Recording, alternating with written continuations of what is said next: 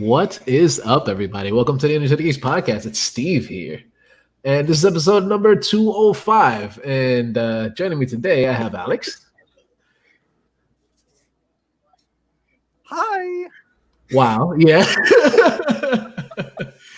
And joining us again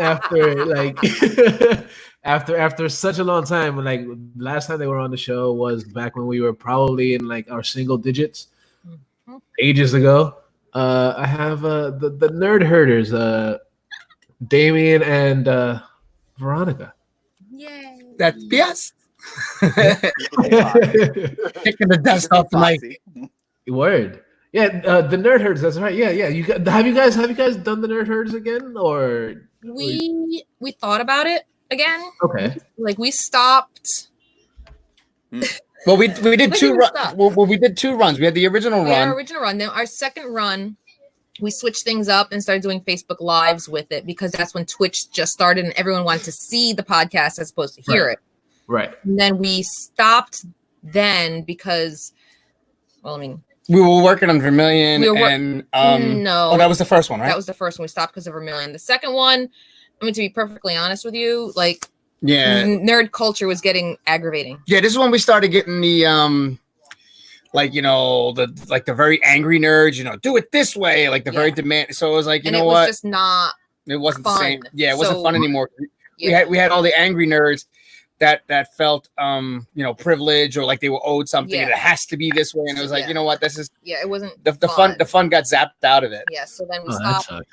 We thought about doing it again when the quarantine started, just for shits and giggles. But then we both looked at each other and we're like, "Oh no, fuck that." I've been working in the basement every day, plus just trying to keep in touch with my karate students. And then she's just been exhausted, doing the school stuff with the kids all day long. So it's like the thought of sometimes jumping on a weekly basis is like, oh. Because on one hand, we're like, we want to because we want to talk to the people and give someone a laugh because that's the type of people we are. Make other people forget about their shit. But then we're just like, oh. No. I feel you. The other thing too that got difficult for us was just it was just at that time, it was starting to boom. It wasn't as big as a boom. So we started feeling like we were regurgitating material we were doing. So it was like, okay, there's not enough to talk about now. We're just doing the same shtick over and over again. Not only that, when you guys started and we all started, there were hardly any of our types of podcasts out there. And now there's, now there's a bazillion of us. Yeah, now I searched nerd herders just to find our old profile picture just to put it in that Instagram post, and 2-3 other nerd herder things came up. I was like, wow, it's there's more. We were the originals, but holy smokes, there's more. Yeah, no. Thankfully, I stopped. We stopped doing it for a while. We stopped doing it for about 2-3 years because that's when I moved over here to Florida and everything, and then I pretty much was worried about handling my kids and shit like that. So handling all that and making sure everything was fine over here. I kind of gave up on just doing the podcast. We were still doing stuff on the website and stuff, but we just didn't have anything. And then I was like, fuck it, I need to do something for myself because this was my brain that was going insane. Yeah. So I needed to let it out and actually do these things again. And then I started doing it by myself for 5-6 episodes or whatever. And then I was like, me doing it by myself it's just not that entertaining. So I got all the guys back in. Just kept doing it. It's always good to have that mix and everything like that too. It's always fun to have that mix. It makes it a lot better. And then and again, but plus it's just nerd culture's on the big boom because of Critical Role and all that stuff. Things are so huge now. It's crazy. Pop culture is just a thing now. Nerd culture is pop culture, so it's everything that's out there right now. Mm-hmm. And that was also the thing that took us away from the cons too, because it was just it became we used to go to. I aging myself, I told her. I started going to New York Comic Con at Javits in the '90s when it was just a small section and had the first one, and you go up to the door and barely pay $20 and you go right in. And then now it's this whole big thing, almost like Mardi Gras, and people go in there because it's the it place to be, and people and women cosplaying just because they'll get noticed with no knowledge of what they're doing. And it was just like, you know what, this is just not saying dressing up as a woman is bad, no, we're not saying, but it's just, you know. And this is the other part that we stopped. Yeah, you gotta be very careful with your words. Yeah, everything is like, I am very unfiltered. Yeah, so are we. So are we. We don't care. We don't give a fuck. We'd say what we gotta say. See, that was the other thing she would say too. We're getting ready to do this. You're in for a different Foxy than it used to be. Yeah, exactly. So Mama's bitter. What were you saying, Alex? No, what I was saying is that, you know, good. You have to be unfiltered or whatever. Because I wanted to go back to what you said about the NPR, you know, solo cast that you were doing in the past. That was just like, Steve, you need people. You need it's about all conversation. You can't just go one-sided because it's just like, hi, welcome to the NPR podcast. This is Steve, and I'm going to bring up news. Yeah, that's exactly what it was. It was unless you start arguing with yourself, then it gets really entertaining. I could probably do that. Really. Yeah. Oh my God, Steve, that would have been fantastic. So you got to argue with yourself and curse yourself out. That's when it gets personality, Steve. That's what it was. Yeah. It was like the first rule of Steve Club is you do not talk about Steve Club. Yeah. So like now that everything is like kind of, I guess I'm gonna say kind of getting back into normal. Yeah.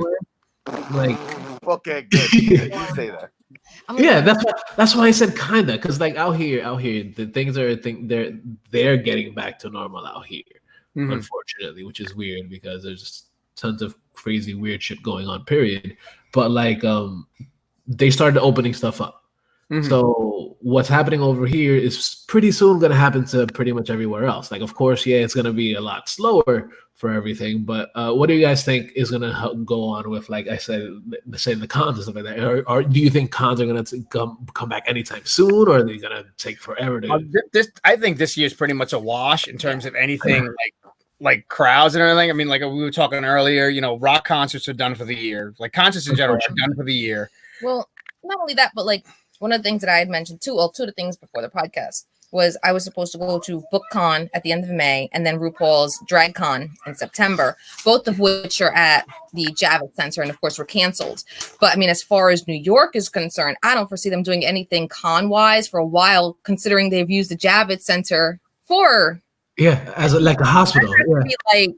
Completely decontaminated first, and then, you know, crowd-wise, I don't foresee anything to at least the end of 2021. Yeah, like we were talking again before, the Thanksgiving Day parade, stuff like that. Like this is going to be an odd rest of the year, you know, if you think about it. I mean, here we are, the halfway point, right? No, May just started. So almost half. It feels like it's been halfway. Oh, it's like I told a friend of mine today. She's like, you know, what day is it? I was like, day? I don't even know what date it is anymore. What day? I just don't know what date. Yeah, every day feels like a Sunday. Yeah, it does feel like a Sunday. That's sad. Every day is like Sunday. Yeah, thankfully, like I've actually still been able to actually go to work. Like I've only had half days, but like it's still like kind of crazy for me. Like I'm still dealing with all the craziness out here. Yeah, I'm still trying to figure out how the fuck I'm essential. Yeah. We both work for the same company, so we're still trying to figure that shit out. Like what like, because at my site, like all I do is print stuff. Like I'm just printing shit constantly for an insurance company. Like, okay, how is that really essential? Like, understandable it's insurance, but it's like supplemental insurance or whatever. So it's not like a necessary thing for anybody. It's the stuff that you wind up getting in the mail that wind up going in the garbage. That's what I print every single day. But that's essential. It's essential garbage, yeah, I guess. Yeah, the post office and the sanitation workers have jobs still because of you, Steve. Thank you. Okay, fine. Fair enough. Why not? Like you know, like any place that handles like notary and stuff like that. Like, you know, that's all kind of still operating and everything like that. It's just crazy. Like you said, like Barnes and Noble is not considered an essential, and you see these other things that are essential, and it's like that. It makes no sense. College students go to Barnes and Noble a lot for their textbooks or stuff like that. It's crazy. Yeah, it is. It's fucking insane. Like I'm still trying to get a grasp of everything that's been happening. So like, hopefully it makes its way into like a better place. And that's the other thing too. Like a friend of ours was here. Like we talked to him from the balcony. Like, it's like it's hard to say and make a plan for anything too, because there's like literally no light at the end of the tunnel either. It's like literally just day by day. There's no like, hey, this is the date we're gonna do this. It's like you can't even go by that. Yeah, and even if somebody decides to say yes, this is gonna be the date, you still can't go by that because you got to kind of still weigh the options and see how everything is. Like, governments may determine, yeah, we're going to push forward with it, but okay, that's them looking at it from a financial aspect, but I'm looking at it from a family aspect. I'm looking at it at the point that I don't want to die. Exactly. I'm not going out there myself to come home and make the family sick. She's not going to send the kids to the school when it's still out there, and they're not going to sit in face masks all day and everything too. I got to ruin the child. It's all good. Yeah, like personally, like I don't really want to die because I am kind of susceptible to it because I have asthma. So like, actually being out there, it's kind of bad, Well, it's like I just went through a whole throwing my beans out there. I went through a whole big emotional thing. I think the second weekend or whatever like that. My father predominantly raised me, and then he's also essentially drives for the bus town in Allentown, Pennsylvania. Went to a VA hospital. He'd been trying to keep it from us, whatever. Like, I found out he had a cancerous tumor on his bladder. Oh shit! And everything like that, So he's in Pennsylvania. I'm in Jersey. He's my predominant family, other than what's here and everything like that. So it was like, whoa, like, and all this stuff and everything like that. So it's like, he's on the bus system. He said everything is like, they have the drivers behind a glass shield. They touch nothing or anything like that. They got to use the machine and everything like that. And it's, and then he's, while he's doing that, he's waiting to have his surgery because he's carrying cancer. It was nuts. Excuse me. Oh, so our son had a purple Sharpie in bed. I thought I saw he had colors on his leg. His legs are all tattooed. Awesome. Nice. With Sharpie. But better his legs than when he tried to copy my facial hair. Yeah, exactly. He took a Sharpie and he like sassed his eyebrows like I do. Dipped in sauce, George Lopez dipped sauce. And then he drew a mustache and a lower goatee like when I had. Yeah. And then he put, that's very good. I love it. I'm just like daddy. Yeah, pretty much. And then his new thing, which he's had for weeks, is he wants to copy mommy. So he's got knuckles tattoos. Nice. That's pretty dope.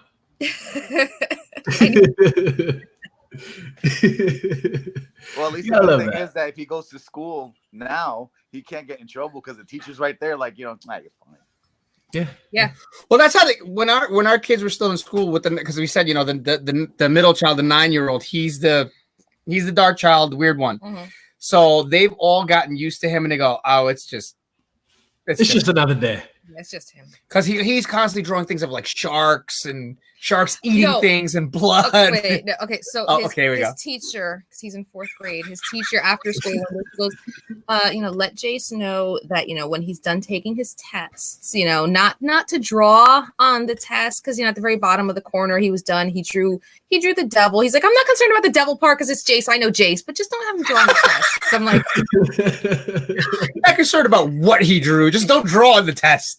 Yeah. Like other people look at these things, I just want to make sure that, Like, it's just Jace. We know he's drawn weird horror things. Just don't draw on. Yeah, he's drawing like Godzilla and Jason and all this zombies and blood, predators and venom. And I just want to go to the kid not like proud of you.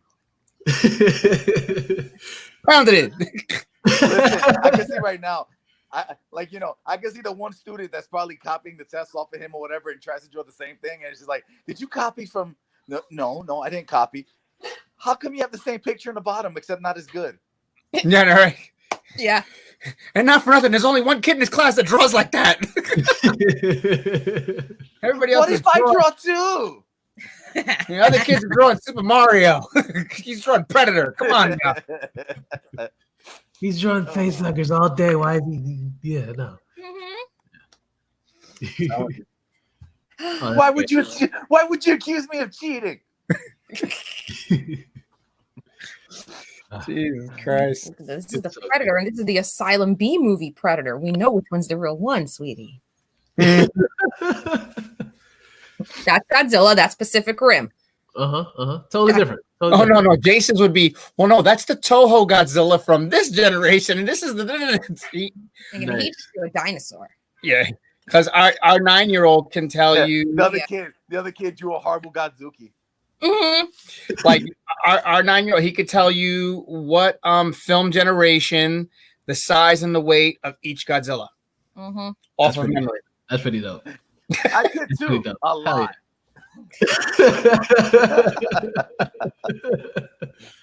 And the best part is he does it in like the units of measure that he used in the movies, not American things. So he's like, whatever. Kilometer. Yeah. That's how he does it. Yeah, that's awesome. He weighs a lot of kilos. He actually schooled this one nerd host on FX. El Rey. He El Rey, actually schooled it's the nerd show on El Rey. I forgot which one it was, and she actually responded. So yeah, like they were watching some Godzilla factoid thing, and she left one out and got one wrong. So he looked at Damian. He was like, "No, the largest Godzilla is this one and this one from this year. It weighs this much, it's this height. Twitter her." We're like, literally what he said to me. He said, Twitter her. Twitter her. So we had to tweet her.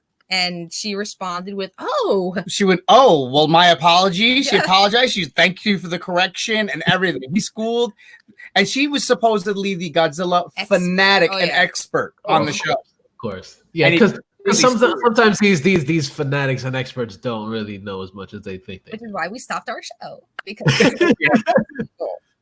just because you read the wiki doesn't make you an expert. Exactly. That's why we just share what we know or what we think we know. And if people don't like it, then fuck it. Okay. Exactly. Yeah. Just stick to your guns and just say no. I was right. You were wrong. Shut up. Yeah. The best part too was like after she apologized, he literally the chest puffed out and he was like.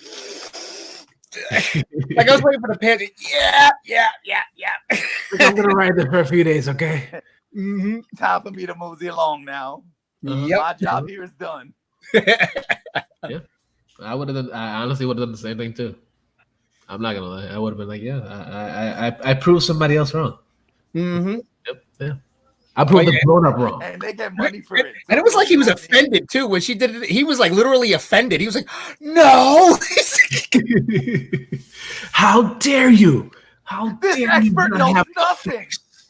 Yeah. Oh my god. Yeah, that makes sense. I would have, like I said, I would have done the same thing too. Like, you guys get paid, and I don't get paid for nothing. Yeah, right.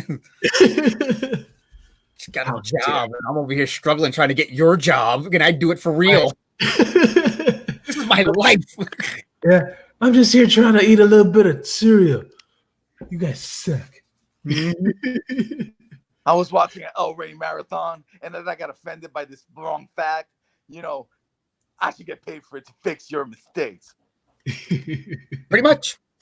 Put him on the show. Put a 9-year-old and Godzilla expert on the show. Watch him school everybody. That'd be great.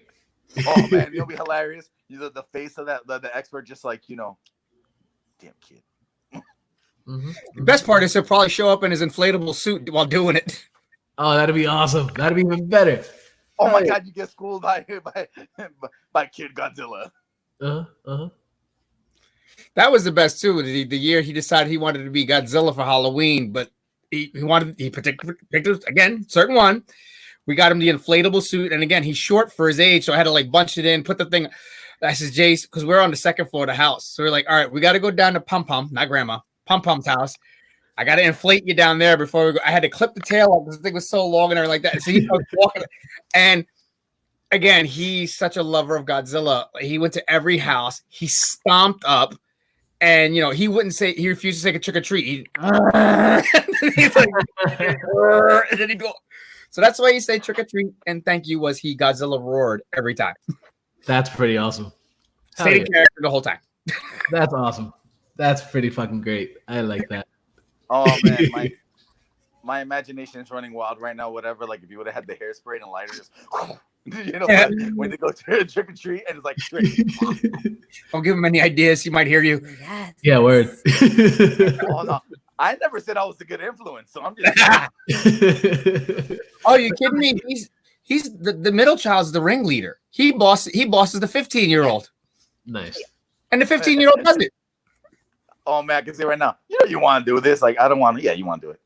Kind of reminds me of Louise and Bob's Burger, always convincing Gene. Mm-hmm. Yep. Pretty much. Yeah. Minus the rabbit ears. So one of the things that's kind of been interesting now that all this shit has been going on is wrestling. Oh. So what do you guys think of how wrestling's been the last few months, pretty much?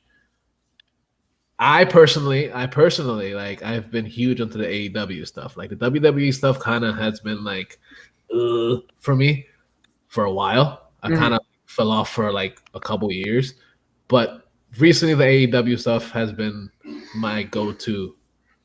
So what do you guys think of what wrestling's been like the last few months? Well, even while things were like still running normally, I would be on and off. Like certain workers I did like to watch because I like the work and everything. That, certain people, as you guys know, our history, we're friends with. So it's like, hey, look, Zach's on or something like that. So, we'll catch that real quick. So, but it was very hard to tune in. There was nothing really exciting. Then the Otis and Mandy storyline came along, and it was like, okay, something different, and this is actually entertaining. This is good. And then also, cycling around the same people. And then now it's kind of like a catch-22 because like some people are getting an opportunity because they're using a smaller roster. People that wouldn't get the opportunity are getting pushed. Like we love the whole Zelina Vegas faction. It's great. She's a manager, number one. The people she's got are really good. This one new kid. I forgot his name. The new one that just got. White boy. Yeah, the white boy out of the group. Austin Theory. But like if things were running regular, this kid wouldn't have gotten called up and gotten the shot he got or like that. But like, here he is now. He's got a great shot, and they're part of the predominant heel faction. But it's also working against them because since there's limited people there, now there's too much scenes of them now. So it's like, okay, it's great, but now it's like, okay, we need to shuffle it around a little bit. The other aspect, though, is like certain guys like an Apollo Crews. It's interesting to see where they're going to go with this angle, but like, everybody said, most talented guy and everything like that. And then he's, doing all this. Now, the matches are longer now because they have to fill in time. So he had that first match with Aleister Black and people were just blown away. They're like, whoa, like he can really do some stuff. Right. So it's good and it's bad. The one thing we have thoroughly enjoyed is the cinematic matches. I've enjoyed those way more than I thought I ever would. Yeah. And I'm actually kind of excited for Money in the Bank because I called it. I was like, they're going to do it throughout the whole pay-per-view. They're going to, especially once they said it was in the building.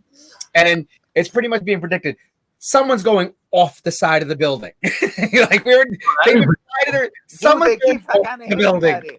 They keep looking at it with the promos and everything. Well, accidents could happen on top of that roof. So it's like, are we going to get a giant after getting the monster trunk match in WCW? Yeah, right. That he falls off, and then a couple days later he comes back like nothing ever happened. But like the cinematic matches, I've enjoyed so much. Like the Boneyard match was incredible. I was like, this is better than like any 80s action movie I have ever watched. This is amazing. I was like, this is a cinematic masterpiece of action and drama. This was great.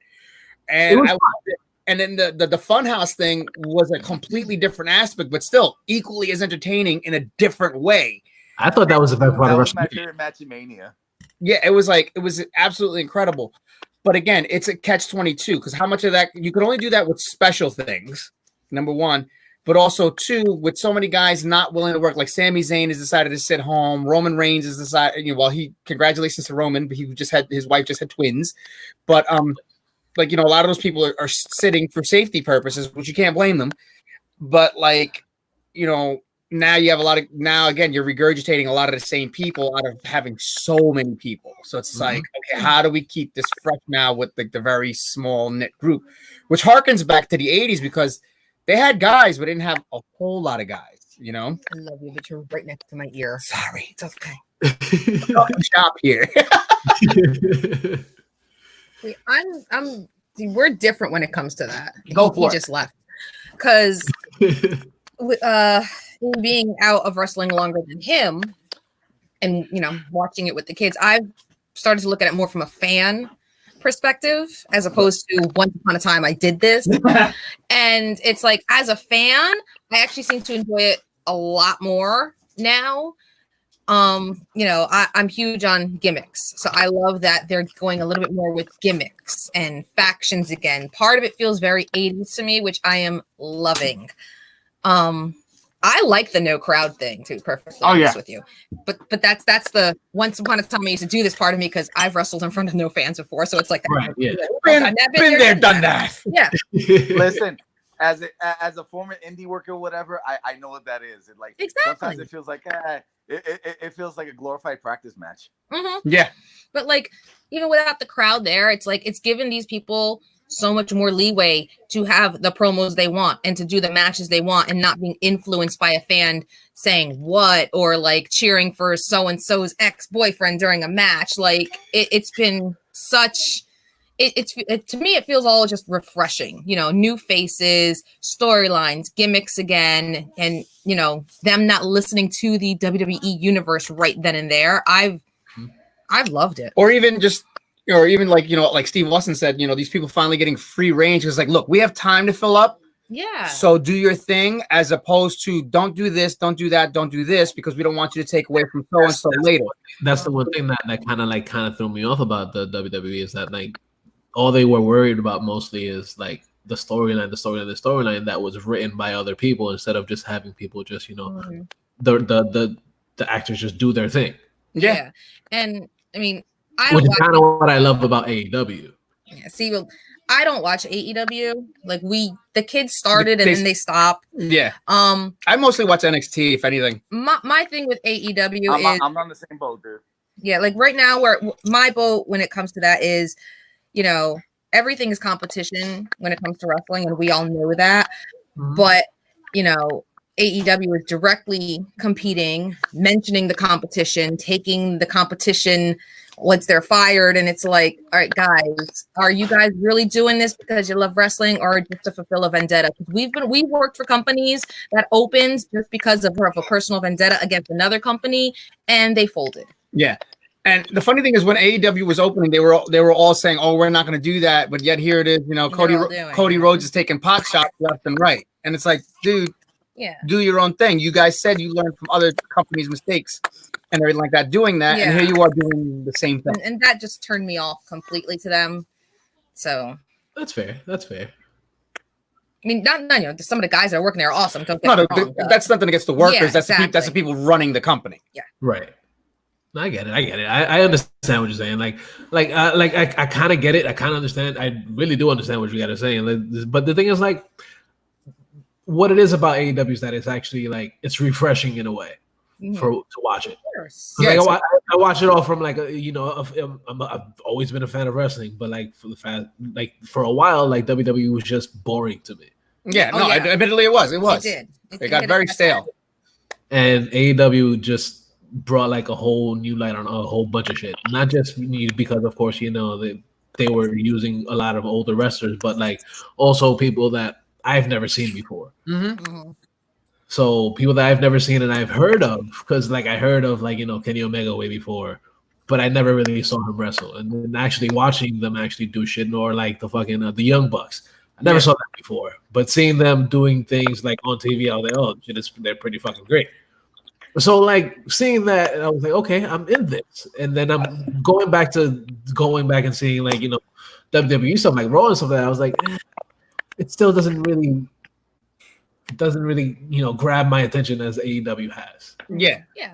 With a lot of their stuff.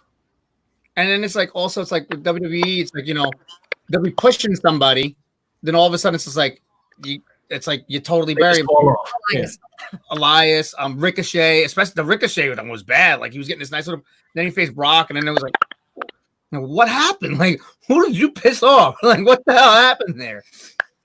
Like, it makes no sense sometimes. Yeah. Yeah, it's sad. It's sad how they try to actually like bring these people up, but then after they kind of fail, it's like, okay, yeah, I guess what are we gonna do now? Nothing. Just Yeah, throw and them then back. like we were very hyped when Drew McIntyre went over for the title because he had a great real life story going into it. Like Right. everything was great, and it's like, oh look, Seth Rollins is back in the title picture. Who'd have thought? It's like we would have never known.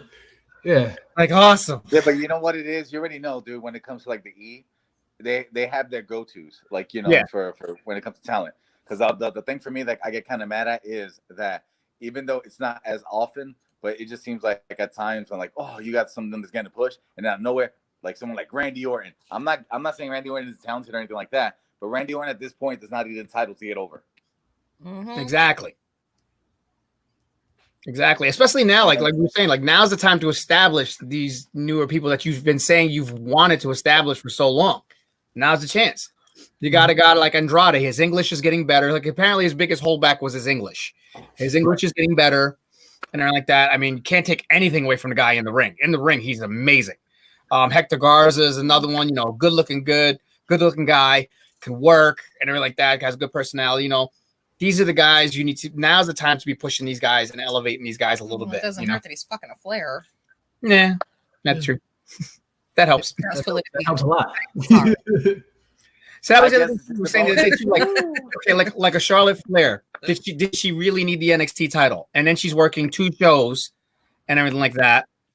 And well, the hope that I have for that, since you mentioned that, is that the way that I see it, and this is maybe like from as an old school wrestling fan, that I think that they're doing this because they want to build the brand with an established name, even though she did come from NXT, but it just seems like one of the things are going to happen.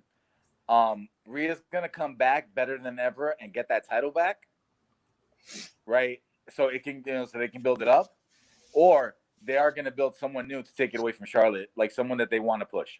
Yeah, because also supposedly with the Rhea thing, like she ran into a little snag with her work visa, like she didn't have to leave the country, she just couldn't work, I guess, until that was all settled, and that might have led into her dropping the belt at Mania as well. That makes sense. Yeah, but again, Charlotte's wearing the NXT brand title, then work NXT. Don't work both shows because now it's again. People are very fickle on her as it is because of her name and everything like that. I'm not saying she can't work. She can work. Oh, yeah, she can work. Without a doubt. But she's gotten a lot better since the last time I saw her. Oh, yeah, but she doesn't have to work both shows. If you're the NXT champion, work NXT. Yeah. That's it. You don't have to be on both shows all the time. And then, again, that's not her call. That's other people's call. Mm-hmm. Yeah, that's the higher ups. That they like I said, they're afraid to push people that they feel that don't have that it factor, even though, listen, give them a chance. They can prove you otherwise. Mm-hmm. Exactly. Like the perfect example for me that I'm going to use is this. One person that I loved for a long time and I felt like should have been a world champion was Rusev. Especially with the whole Rusev Day gimmick or whatever, should have been a world champ. But it just seems like they were so afraid to put the title on him, right? And, because you had no faith in him and you weren't using him, like when they let him go, it was just like, all right, whatever. You lost a great talent that could have done so much if you would have gave him the ball. You know what? Just in saying that, it almost sounds like not that they don't think these people have the it factor, because I mean they could hear it, they can see it because they gave Zach a shot.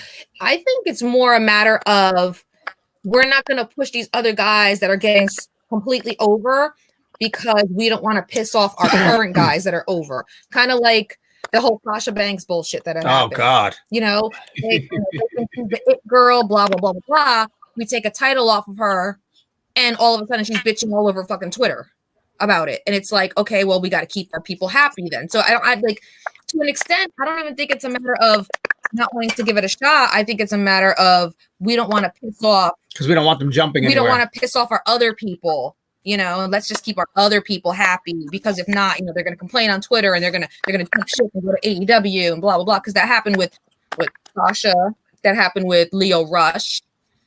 There was somebody else that bitched on Twitter and then got everything he wants. And that was the other thing too. Like again, we're old school, and again, Alex, you kind of know the nature of the biz too. Old school was you go and you bitch and whine. It's like, well, pack your bags and go. We're not going to reward you. These people, they went blatantly on Twitter, social media. New generation. And Triple H even called it out. He goes, that's not the way you handle business. If you want to talk to me, I'm accessible. Talk to me behind closed doors. I'm not going to do it on Twitter. That's not the way we handle, because Triple H is old school. He came up through the indies. Excuse me. And then they were brought back and given everything they wanted. Yeah. And it's like, wait a minute. You're rewarding them for doing what in back in the day, you know, like, take your bags and go home. Mm-hmm. We don't need you. We got another person. Dude, I totally agree with you. And the whole thing was when I was wrestling or whatever, I was just grateful for whatever opportunity, because I knew firsthand or whatever. I was never the best dude. I was never the most athletic, but I did my thing. I got the respect from my peers, and that's what mattered most to me. Like, listen, you go out there, you work, you do as best of your ability. You know what I mean? Like, listen, I rarely came off the top rope, right? But if you put me in a hardcore match or whatever, I'm fucking, I kill that shit. But yeah, but you knew what you do. Yeah, but it was also the whole thing of, like, when it goes to wrestling, you respect your elders or whatever the hell, and those that are getting a push or whatever, you stay in the good graces, because you never know, like, like the old school clique kind of thing. Like, you can get over, right, and you get that help from the person that actually has leverage. Yeah. Mm-hmm. Yeah, exactly. And that's what astounded me too. Like, when they went on these big, like, public tirades and then they got rewarded, I was like, what? Yeah, exactly. That never happens. It was almost as if, like, some of them took the work serious. It's like, oh, I got a title. And it's like, then, you drop the title and it's like, it's not your title. It's part of the business. Just because they gave you a title doesn't mean it's yours. Like, this is a work, honey. Yeah. Like, Exactly. Down. Like, that's what it comes off as. It's like, this is not, like, real, quote unquote. Yeah. Like you know what? Yeah. You would think that they would actually figure that out and be like, oh yeah, this is still a job. Yes. Yeah. Speak for yourself. It's my title. My name is on it. It's on the plate. So yeah, exactly. Because that's the other thing too. Like, when I was, like, on the indies for so long, like, what I used to teach some young guys and help them out was, I was like, look, what you have to remember is, like, yes, we're doing something we enjoy. We're doing something we love. And for that X amount of time you get in that ring, it's fun. Mm-hmm. But what you have to remember is the beginning portion of it. Mm-hmm. You got in touch with the booker or promoter, i.e. the employer. You got hired. You got booked. So at the end of the day, it's a job. Yep. It's a job. You don't get hired to be a carpenter and all of a sudden say, well, I don't use a hammer and nails. That's not how it works. Yeah, exactly. Yeah, right. But these are my hammer and nails. I take them home with me after I'm done. Yeah. Company's hammer and nails. It's like, it's still a job and you respect it and treat it as such. And that's how people get the longevity they're supposed to get. See, a lot of these people are working off the fact now, well, Vince or whoever is not going to want me to go to this next company or whatever like that. So they're going to give me whatever I want just to stay here. And that's what happened too. Like, people talked about this big mass let go, which happens annually anyway, but it turned into a business standpoint. But in the same token, they went on that whole big mass hiring spree. We were watching, like, dude, they were just grabbing people so other people wouldn't have them, and it's just like, okay, you're wasting all these people away now. Mm-hmm. Let them, have the opportunity to work someplace or whatever. If you're not going to use them, you don't need all these people. You have more than enough. Yeah, they have a bazillion people in their roster. And then I gotta blow my nose. I'm sorry. But I mean, I have to turn on the air conditioner because I'm getting kind of like the beanies right here right now. So I gotta get the. But I mean, like, myself. And that's the other thing too. When we come out of this, like, the way the business operates, especially talking about WWE, it's gonna be interesting to see how they continue to run. They've already said the cinematic stuff is probably gonna become a mainstay, which I think is great because it's gonna set them apart. Because let's face facts, El Rey started it with their brand. They generally started the cinematic stuff. Lucha Underground. They did it very successful. I don't watch Impact, but I kind of like, I see stuff with them on YouTube and I've seen what they do, and it's like, it comes off as hokey and low budget and not in an entertaining way. It just comes off as hokey and low budget. And it's like, this is horrible. Can't be horror B movie type. Yeah. What about Power? NWA Power? I know a lot of people behind it. I've seen same thing, YouTube stuff. I haven't really gotten a chance to sit down and watch the program, but I do love the whole old school studio feel. It looked like when I used to watch those NWA days and everything like that. Dude, it reminds me of like a glorified WCW Worldwide. Yeah. I love all that stuff. One second. Mama's gotta go beat some ass. No, boy. But We like, gotta go parent. but like, you know, the one thing that WWE has over everybody else is money. You know, that money. Lots of it. So they hire like the best possible cinematographers they can get and directors and everything. And like, again, that Boneyard match was amazing. And that Funhouse thing was, again, amazing. So apparently they're talking about keeping that as a mainstay. There was talks that Triple H has been pitching now because of the way it actually, and I liked it too, was keeping WrestleMania a 2-day event. One, it's not as exhausting as watch like the WrestleMania in 5-6 hours. Like we used to like tell the kids, look, we already know you're not going to school the next day. and then I would have to get up at like 4:30 in the morning. I'm like, oh god. Like, yeah. But like the lack of sleep, no WrestleMania. Yeah, no, but like the 2-day thing was great. I mean, granted, I didn't have to go to work the next day, but the 2-day thing I thought was great. It was much more entertaining that way. It was easier to focus, and we actually enjoyed it all. It was really good. And so Triple H is actually trying to keep it that way now, which I think it would be a great idea. Good night. Yeah, it would be cool. It would be cool if they did that because it's different because you don't want to sit there for like 6 hours straight. Yeah. And the other thing too is like what Triple H was saying, because I watched this interview and he said, you know, like Mania has become a festival. It starts from like Thursday and bleeds all the way to the following week and everything like that. Mm-hmm. And the festival became like the thing. But now, if you put it on 2 days again, it makes WrestleMania the highlight, which is what it's supposed to be. Yeah. And again, it's much more easy to watch that way, split up like that. Excuse me. Back in. I'm kind of pissed because I was supposed to be there this year. Yeah, we know a couple. Because I work at the stadium. We have a part-time job is at the stadium. One of our old Nerd Herder listeners, Harry Burnett, who's over across the pond, he actually had tickets and everything to fly in and everything like that, and whole thing. And yeah, I mean, I know people that had tickets and it was just like, oh well. Isn't it funny how the one topic we really don't ever talk about because we don't want to, we can talk about forever when someone asks us about it. Yeah. Sorry. We've had these conversations though, so that's between ourselves. We're just like we don't like talking about it with other people, blah blah blah, and then you ask, and we're like, oh my god, we can talk about this for hours now. Yeah, exactly. Oh, we can. You know, like, but like the big release day, you know, of course, you know, we like the biggest hurt was like seeing Zach and Kurt, and I was like, oh, but then you know, hearing from Zach's point of view, like he hadn't resigned yet, and he didn't know if he was going to because he felt it was time to kind of explore. And everything like that. So it was like, all right, you know, so he's doing well like that. I tell you who's probably keeping his job, whether it's a work or not now, by this point is Drake Maverick. He got so much emotional like backing from his video. Like it's like, oh dude, like if you were legitimately let go, I think you're keeping your job now. Yeah, word. The one thing that kind of hurt me was the release of Lance Storm. He was only there for 4 months. Yeah. Right? Just closed his wrestling school. And then as he started training or whatever there, he was just one of the casualties. And I was just like, and that's the downside too. It's like the talent, because again, talent is still listed as independent contractors. So talent was outright let go. All the road agents and producers, they were furloughed. So they'll eventually go back. Whereas the talent, it's like, no, you're done. You're done. That's what sucks. That's the sad shit. Yeah.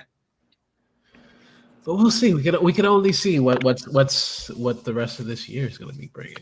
Yeah, it's definitely going to be interesting. I mean, this whole thing going on is going to change everything. And you know, some things might be good. Some things, you know, it just might be like a lot of trial and error. You know, I think thus far, you know, again, keeping the cinematic stuff, I think is going to be spectacular. It changes the show up a little bit. It gives it something a little more entertaining. You know, if Mania goes to 2 days, I can definitely live with that and like that. And again, you know, I like the idea of longer matches and letting this talent get. And again, you know, I'm like, I really become a big, huge Zelina Vega fan. Like the girl can work a mic and everything like that. She's really good. And again, she's not a valet. Because there's a difference, there's a valet and there's a manager. She's a manager and she's treated as such. And in that little stable, you could tell she's the leader. She is the leader and everything like that. And I think it's great. It's given them a shot that wouldn't have been there if everything was running like normal. Because again, a lot of stuff you're seeing would not be happening if everything was normal. So it's like literally now take the bull by the horn and run with it, because when things go back to normal, you want to leave that impression. It's like, yeah, let's keep this running. Yeah. Yeah, no, that's a really valid point, because she is pretty cool. Like I've seen some of her shit, and I've seen what she's been doing and stuff. And I'm like, okay, I could stand by it, and I'm kind of excited to see what they're gonna continue to do with her and with a lot of the people that's still there. So, and anybody can walk down a ramp in them high ass shoes that she did a week or two ago. Deserves that. That was the first thing she picked up. She goes, "Would you look at her shoes?" Well, there's a difference between you saying that and someone's going, "Well, you look at those shoes." During wrestling, I say the dumbest shit, but like from a female point of view, I'm like, oh my god, look at her shoes. Or the better one, like, all right, I need to know AJ Styles' hair conditioner, because his hair is beautiful. It's so flowy and soft. I'm like, I need to know your conditioner. Over the years, as his hair has grown, she's like literally complained about that as a woman. She goes, I need to know his products. My hair does not look that good. Women pay a lot of money for hair like that. All right. Because he got that McMahon money. That's why. That's that white boy hair. That's that white boy hair, man. It really is. Listen, if I let my hair loose and it dries up or whatever, I get what we call the Jewy fro. So yeah. Well, it's like back in my wrestling days when I had the long hair. I did the water and hair conditioner thing and everything like that to try to keep. And by the time you come out, it's just like, I wet it down. What the hell happened? just looking like Matt Hardy all the time. Yeah. Oh, it's so bad. It's so bad. Yes. Fun inside story, because again, I had the long hair, and then of course I was kind of balding as it was going on, and then I cut it short, and that's when I was bleaching it blonde. So we knew Christopher Daniels, for years and everything like that. So we was NYWC way back in the day, and Daniel see me, he goes, "Oh, doing a short blonde hair thing, huh?" I did that too. It's called camouflage. I went, yeah.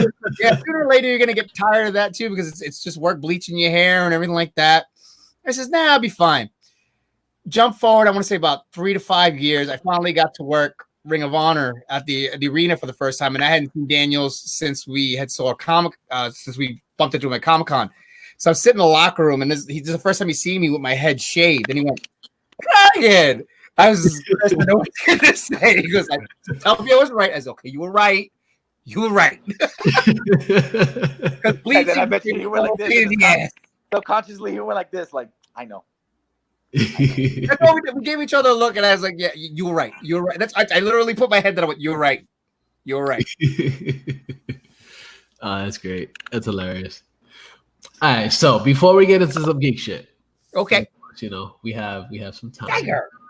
Yeah. So I figured we've been doing for a while. We've been doing a list of shit. So the one thing that we've been doing a lot that we actually enjoy doing is actually the ranker list. Ranker.com is a place that has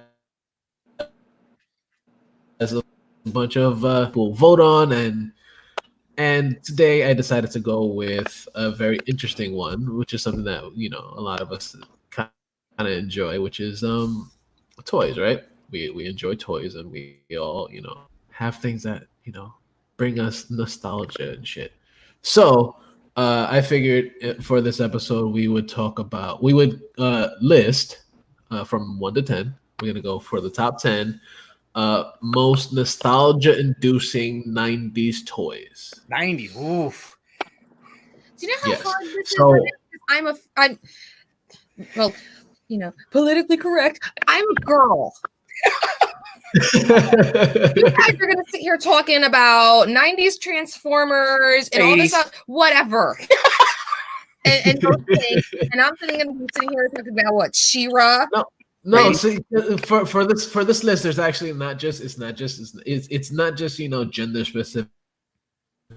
90s and 80s were very gender specific. I'm going through the list right now and I'm looking through it.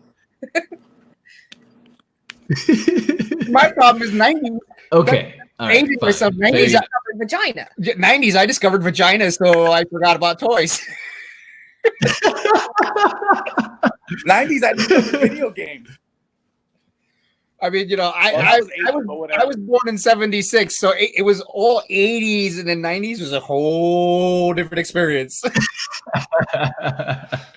Well, I'm pretty sure that's something that'll fall in. There'll be something in there. Yeah. So I guess Alex, I'll start with you because you know how this works or whatever.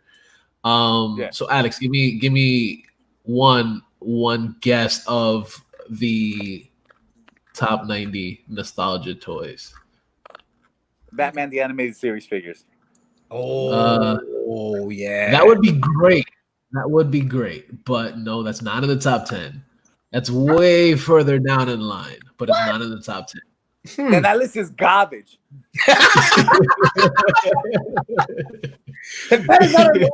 It is wrong. Okay, that so list can eat a bag of HIV-ridden dicks. What about the Jack Pacifics? 90s wasn't when the 90s the Jack Pacifics WWE figures came out. Oh yeah, it was in the 90s. That is not on the list up here. Wow, really? Because those were everywhere, and there's a lot of rare card ones out there. I mean, it was so popular they've retroed current guys. Right, 90s. Yes. Mighty Morphin Power Ranger figures. That's got to be number one. Or that is not number one. That is on the list, but it's not number one. Oh, damn. Right. What number is that one? That was like number 20. It's close. Really? Like down there. Oh so, God. Alex, what's yours? Dude, you showed me a Power Rangers figure. I start singing the song in my head. Right. Music too. Come on, nowhere. Like I'm just like, they've got Oh my God. never seen before. Because 90s was all about the music and cross colors and bad clothing and You know what? Cross colors, yes. colors. Right? There's a lot of cross color shit on this list. Yes. All right, I got it then. Okay. Super Soaker. Super Soaker is number 2. Okay. All right. So now it gives you a little bit of a feel as to think about like what could possibly else be on the list, right? Okay. Draw back to Super Soakers. If you had the big one, if you had the big one, you loaded that sucker with water. That some bitch was so heavy. Yeah, it was ridiculously heavy. Ridiculously heavy. Yeah. It fucking stuff. Outside, It was you, like, good. you see a hill, you just Sound like Jesse Ventura and Predator. If it bleeds, we can kill it. I know one. What's one? Dogs. Pogs. Yes, that is number. Where is it? Number 7 on the list. Beanie Babies. Beanie Babies is on the list as well. That is number 5. Yes. Okay. Alex, what you got? Oh my God. I have another one. Now you gotta go. Even though, like, wait, now for me, I'm just thinking like if it is 90s, right? What was that fucking thing from Home Alone 2? That fucking that recorder. Oh, the Talk Boy. The Talk Boy. Talk Boy. Yeah. No, that's not on the list at all, actually. Because I remember that was like famous for like maybe like half a year, and then it went. I remember I had that shit back in the day too. All right, what you got, Veronica? Tamagotchis. Oh. Yes. I killed mine. Yes, Tamagotchis is number 4. Furbies. Ooh. Ooh, Furbies is on the list, but it's not in the top 10. Oh. Parents killed for those during Black Friday. Okay. Oh yeah. Oh my God. Oh my God! There's still a person missing a fucking arm nowadays. Going Right over fucking Furby. I got my ex-girlfriend one like during that time, and what the hell? I went through to freaking get one of them damn things. Oh my God! Those are so ugly. They were ugly. Yeah, they were. Oh man, all I'm picturing is this at the store. Is that a Furby? Yeah.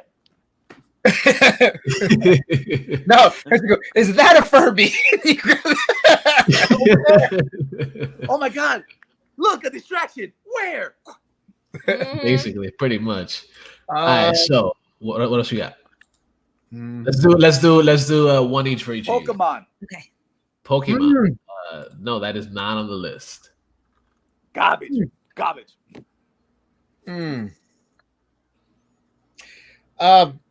Fucking beanie bags, the hacky sacks. That's like 70s. No, but they came back, like the hippie thing came back in the 90s, like big time. Yeah, it did. I love it. Hacky They sack. did come back, but no, that is not on the list. That is not on Okay. I'm hitting my hippie 90s phase again this late. the list. I just found a pair of bell-bottom denim jeans on eBay for $12. I've been looking for them forever. Oh, that's pretty dope. Living my 90s dreams. Shoot. Okay. I got to think of one. I had one and it's just gone. Jesus Christ. Yeah, because I mean, like when it comes to nostalgic toys, for me, I would go with like 80s all the time. Yeah, that's all. Like that's because again, I'm a product of the 80s, so I'm just like, okay, I gotta think, I gotta like really think, because I was in a whole different age demographic when 90s hit. Uh-huh. Does that make this marriage interesting? Yo, she likes to throw that one in there every now and I again and do. make it. She likes to make the marriage weird every now and again. So when I was 13 and just graduating junior high, you were 18 and out of high school already. It makes it very creepy. Just a little bit. No, but then you have to mention like when did you meet after the fact? You know what I mean? Like, like what year? It's not like you graduated high school. That junior high school girl looks pretty good. It's really weird because like I was 20 hitting 21. Yeah. And you were like 25 hitting 26. And that sounds normal. But then now that we're older and we're talking about it, he's like, oh, in 1986, I was seeing this movie with my dad and it was bloody and gory. And I'm like, honey, in 1986, I was 5. Like I was here in kindergarten. No, my favorite one is, you fall into the conversations. I know we're sidetracked, but like I'd be on the construction site and I'm one of the older guys. Like, oh, what's the first movie you saw in the theaters? Scarface, 1981. That's awesome. But anyway, back to what we were talking 90s about. toys. Okay. Simpsons toys. What did they have toys in? No, it's not on the list. They did have toys back then. No, it was more.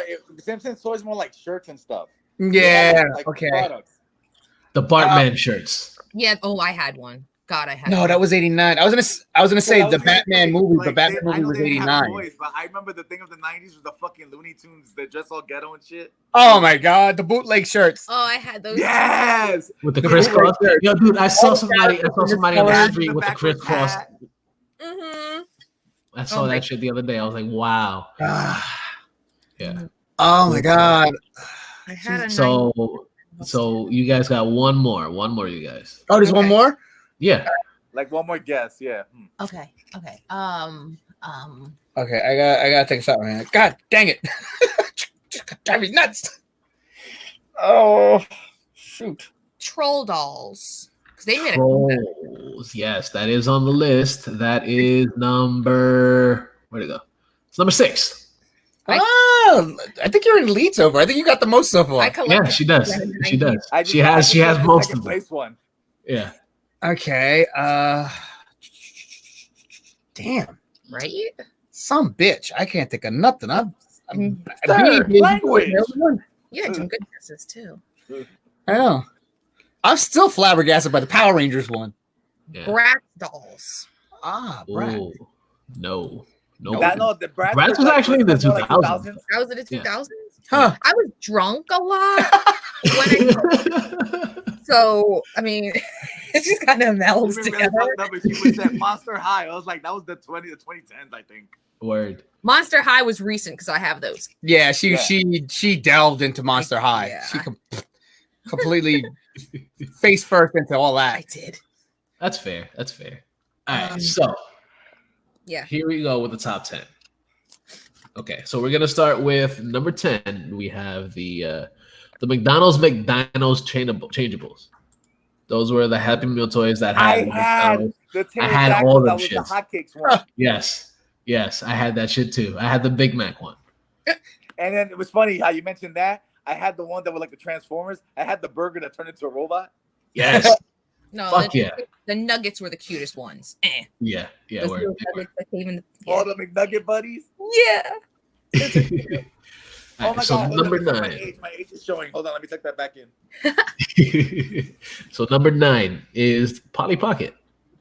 Oh, Polly Pocket. I never. Oh, if you say number 8 is Mighty Max, I'm gonna hate myself. No. It's not Mighty Max. Mighty Max isn't on the list at all, actually. Too. Number 8, we have Gak. Oh my God. Oh my! I knew there was some sort of slime thing in there. Couldn't think of a name, but I knew there was some sort of slime thing in there because that was 90s was also that gross era. It was like Yes, it was disgusting. Yeah, well, remember from like 86 and on. 86 was fucking Garbage Pail Kids, and then they just started getting grosser with like different things. Like, well, they've gone back to that. There's like the new one. There's the new one like Doggy Doo. It's all about poop and toilet Poop humor and now. toilet people. Like there's the Doggy Doo one where like this is a game. Like the kids slay a dog that poops. Yeah. Yeah, and you got pretty much. It's funny. It's like, well, when it eats in the beginning, it's regular food, but if it comes on the other end, now it's shit. Well, there was that other one too, that format one that they came out with too, where you can't step on the poop. It's almost like it's actually like hopscotch, but don't step on the poop. Yeah. Yeah. That's a game. That's disgusting. Yeah. We can play that outside. Basically. But what if you run out with the fake poop or whatever? Well, then I gotta have to eat a high fiber diet so we can add more. Basically. All right, so number 7, we had Pogs. You guys said Pogs. We also said Troll Dolls at number 6. 2 of mine. Beanie Babies was number 5.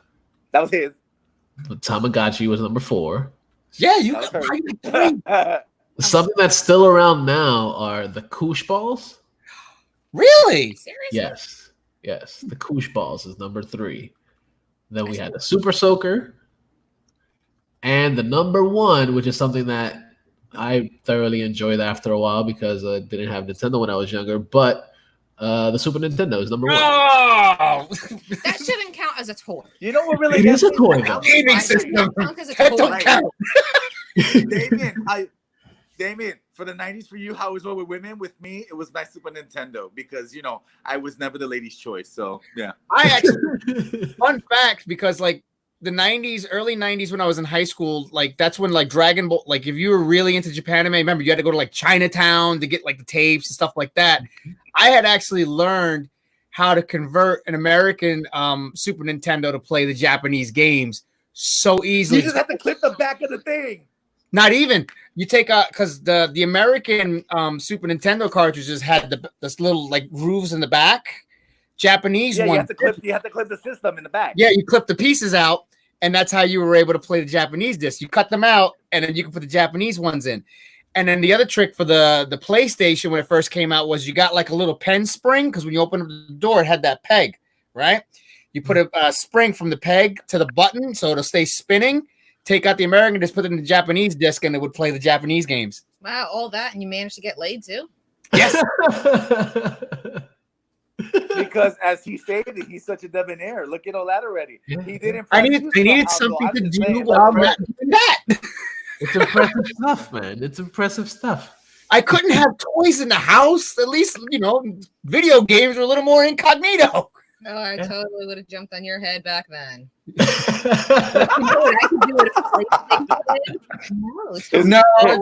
No, you really wouldn't have jumped on my head back then. You wouldn't have known what it was yet. Wow. Yep. I didn't receive sex. Oh, dude, you just made it. You made it pedo. Ew. Now you can get out my van. The age gap, like I said, sounds I got dirty. candy. And games? Sounds dirty when you Hey, little girl, I got pugs.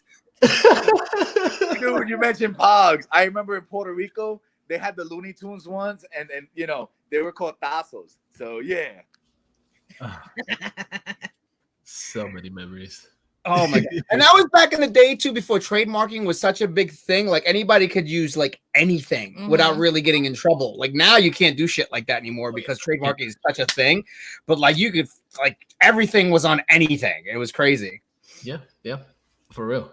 So before we get into geek shit, right?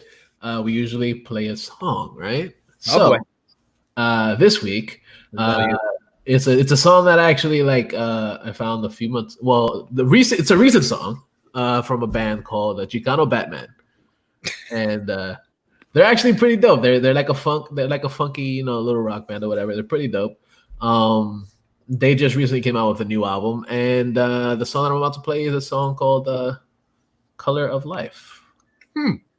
Yeah, and it's pretty dope. It's pretty fucking dope. So just give me a second, and I will play it. Mm-hmm. Damn it, stop. Fucking yeah. My phone, my computer. And this is all in the podcast, folks. I know, right? I know. It's fucking great. It's fucking fantastic. Man. Oh, there we go. Quarantine shows are so much better than actual structured shows. I know, right? Isn't it fucking amazing? What's a structured show? I know. All right, so here we go. So that has something what we call a budget. Yeah, basically. Yeah, no budget here. There's a behind the scenes video on YouTube of how we used to do Nerd Herders. You want to talk ghetto, you got to see that video. All right, here we go. Plug. Basically. All right, here we go. And this is it. So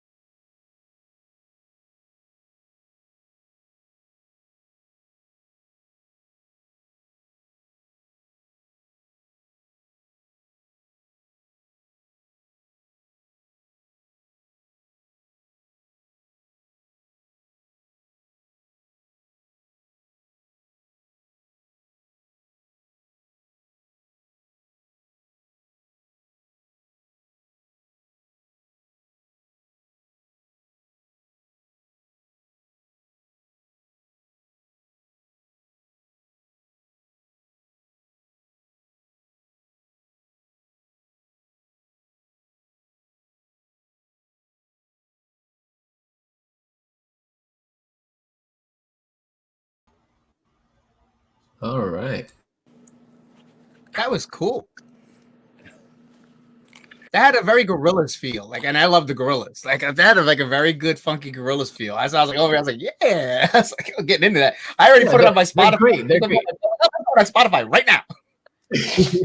Yeah, they're great. Actually, like I covered them in one of the previous episodes that I was doing the first season of whatever. It's the turntable episode of the show that we have, and we talked about one of their songs called "Freedom Is Free," and yeah, they're a really dope band, and I recently got into them, and I was like, ooh, I saw that they had a new album, so I was like, fuck it, I'm gonna play that shit.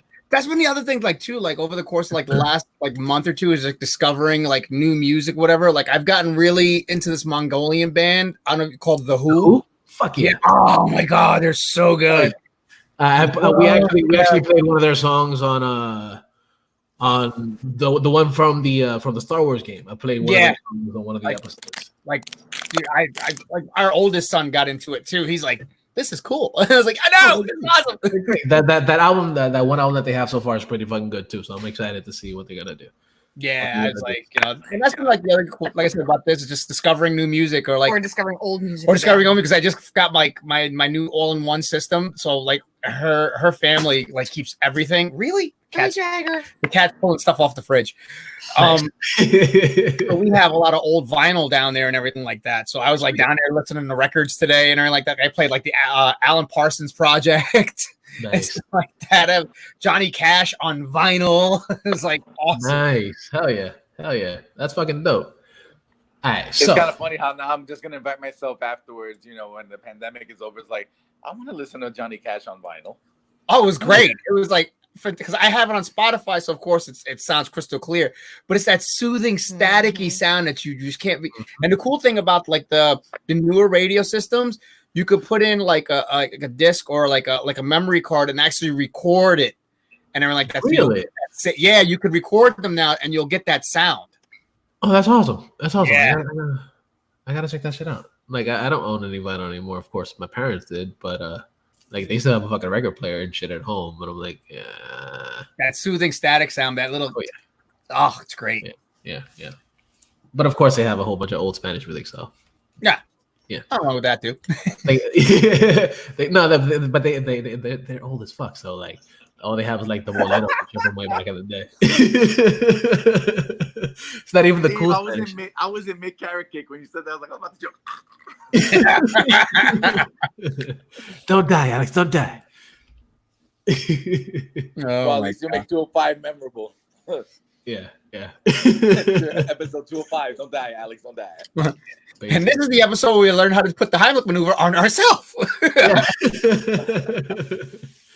Right, we recorded our 911 call live. Basically, pretty much.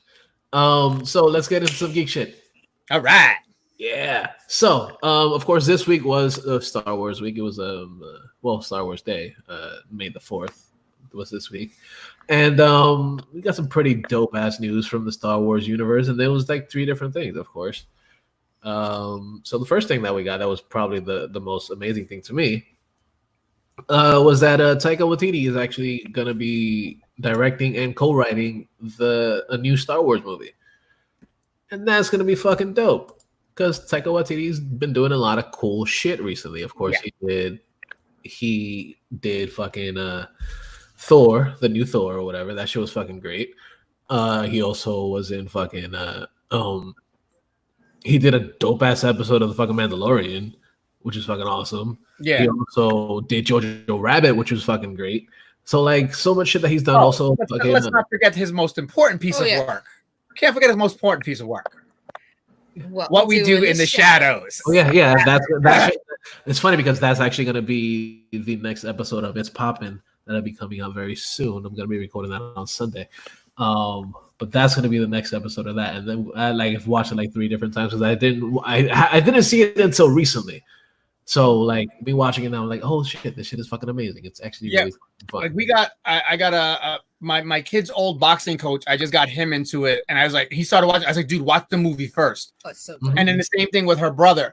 We're like, dude, watch the movie first, then you'll get the jokes like way more. And it was great. Absolutely. It's a fucking great show, and the fact that he's actually putting his hands on Star Wars and actually doing his own Star Wars thing is fucking great. Yeah.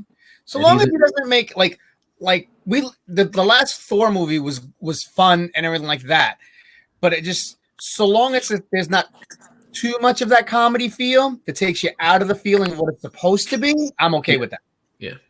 But the funny thing is how you mentioned that was like the only Thor movie I actually enjoyed. Well, it was way better than the fucking depressing one. Of course, that's really well, the first Thor, meh, and then the second Thor emo, and then God, Thor, Ragnarok. Yeah, Thor 3 was definitely not one of our favorites. Yeah, it's kind of like us with the Iron Man movies. Iron Man 1, awesome. Iron Man 2, entertaining. Iron Man 3, I don't want to talk about it.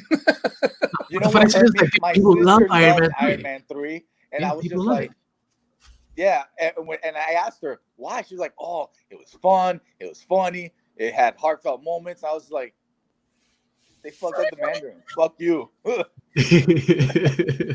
she's not into comics like that. She's more of a she's more of a movie person. So I was just like, all right, whatever. I guess I forgive you. Whatever. Yeah. But like we always say, like everybody's entitled to their own opinion, even if it's a shitty one. Yeah, you already know that, dude. The Paynes are like assholes. Look, it's like there's three kinds of people when it comes to Grease 2. People that like Grease 2 and people that are wrong.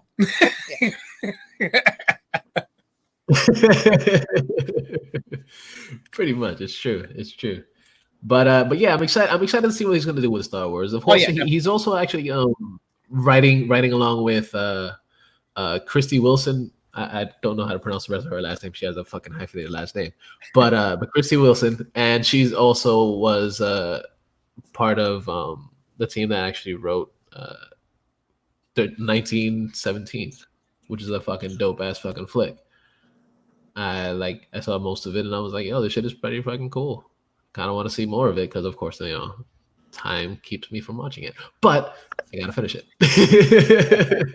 From what I saw, it was pretty cool. From what I said, it was pretty cool. Like I liked it from what I watched. So I'm excited to see the rest of it. But I'm also excited to see what they're gonna do with Star Wars. Yeah. Also with more Star Wars shit.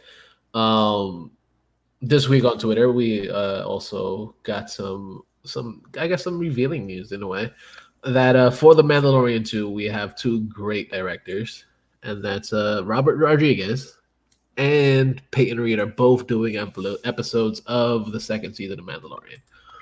And that's fucking exciting because both of them have been doing great shit for a while. Especially Robert Rodriguez. I'm a huge fan of his shit. Oh yeah, definitely. Without a doubt. Like to see if he brings like the Grindhouse type feel to fucking to the Star Wars universe would be fucking great. Yeah, I mean the guy like between him and Quentin Tarantino, like they really changed cinematography and cinematic writing in like a way like that's unbelievable. Yeah, it absolutely is. It's fucking great. Like both of them. Like I fucking love Peyton Reed. Like everything that he's been doing so far, it's been pretty good. Like I haven't really seen like anything that's like, oh yeah, he did some shitty shit. Like, he was pretty good. It's good shit, especially now that they're both doing something that from what we've seen so far has been pretty amazing. To bring even more amazingness to the screen. Yeah. I'm just in it for Baby Yoda. Yeah, she's just in it for Baby Yoda. Look, I'm the other Star Wars fan where it's like I like Star Wars. Yes, it's good. I've seen it once. That's usually enough. I'm always more interested in the creatures and the characters. Kind of like I wasn't so interested in the newer Star Wars, but then you gave me a fucking porg. So I'm like, damn it, I gotta watch Star Wars, Or like, the Mandalorian. It's like, whatever. But then, I spotted Baby Yoda on Twitter. I'm like, we're watching the Mandalorian. So long as there's no more battles on Endor, I think we'll be all right. Yeah, I don't think that is gonna happen. Oh no, you don't know that story. I know. You don't know that story. She already has a story in mind. I think I'm gonna write it myself. Oh, there's a story. No, when it comes to the creatures in Star Wars, I get very emotionally attached. So when what was it? Not the Phantom Menace. The Return of the Jedi. No, yeah, but the third one was coming out.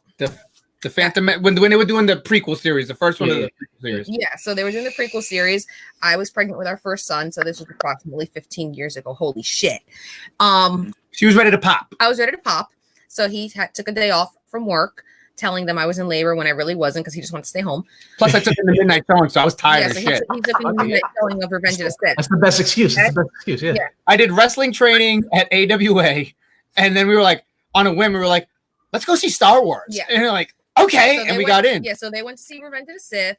He stayed home the next day telling them I was in labor, and we just decided we're going to go out. So we go to Barnes & Noble, and they're showing at Barnes & Noble Return of the Jedi, right? And it had been years since I'd seen it. Mind you, I'm about 9 months plus pregnant at this point, and I'm just watching, and I'm watching. It's the Battle of the Endor thing when the Empire is making their comeback. Yeah, and I'm watching. You know, and they got the Ewoks on the run. And I love Ewoks, and I'm watching. And then, what happens, honey? Okay, so it gets a little blurry for her because of the waterworks. Yeah. So we're in the middle of like the DVD section.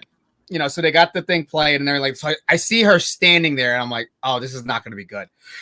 And everything like that. So she's watching, you know, so there's the part where the walker, you know, shoots at the two Ewoks, and there's one down, and the other one, you know, the other one's dead. He starts making the sounds. So he starts making the sounds, and, you know, he makes the sad sound because the little Ewok died.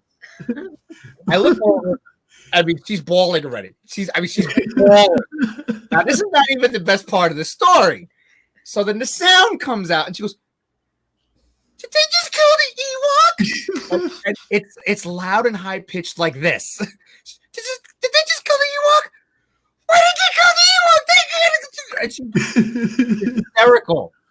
In this, so sellers are looking at her, customers are looking at her. I literally go, honey, we gotta go. But they can't even go. We gotta go. I walked her all the way to the thing. She's in hysterics the whole way out. Mind you, we're in the back of Barnes & Noble, so I had to walk her through an entire Barnes & Noble in hysteric going on about an Ewok that just died. Yeah, and people that's amazing. Looked at them and went, an Ewok died. Yeah, an Ewok died.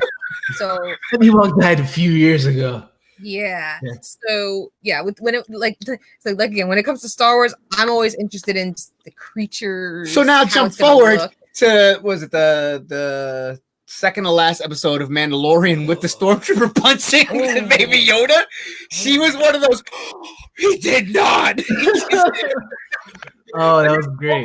You know, the robot kicks the shit out of the stormtrooper, and she's like, "Yeah, that's what you get for hitting the baby Yoda." She was all about it. Now this is that's amazing. This is by far I hate to mention the whitest Puerto Rican you'll ever meet. She's half Polish, half Puerto Rican. But when the robot got the baby Yoda back, very Puerto Rican. That's what she said. We're hitting the baby Yoda. Oh my god. Then maybe I shouldn't mention that someone did put a whole video of this 10 hours of just that stormtrooper punching baby Yoda. we watch the reaction. We depending on what it is, we like to watch reaction videos. If you haven't yet, if anybody's watching, whoever's watching, watch the reaction videos of baby Yoda getting punched. Oh my god. The people losing their shit every time baby Yoda gets hit, and then when the robot gets him back, they're like, yeah. Oh, that's amazing. That's amazing. I gotta check that shit out. Yo, dude, you got it. It's so good. Hell yeah. And then in some other Star Wars news, of course, coming to the Mandalorian, we have we've seen this dude do so much fucking shit in Star Wars, of course. But Temuera Morrison, who played Jango Fett in Attack of the Clones, is going to be playing Boba Fett in season 2 of The Mandalorian. Yes. And that's fucking great. So fucking exciting because he's been in pretty much everything that's had Boba Fett in it, whether it's the fucking movie or the video game or anything. Yeah. He's been the voice of fucking him forever so far from what we've seen. And it's fucking great. And I'm excited to see the fact that he's going to be in this one as well. Yeah. He just doesn't want to go away. He doesn't need to. He doesn't need to at all. He's fucking great. I'm excited to see what he's gonna do. Oh hell yeah! Like I saw that one break a couple hours before we got on, and I was like, yes. Yeah, that was one of the last minute things that I put onto the show because I was like, oh shit, this just happened. I'm like, I gotta talk about this, of course. Yeah, like that's awesome.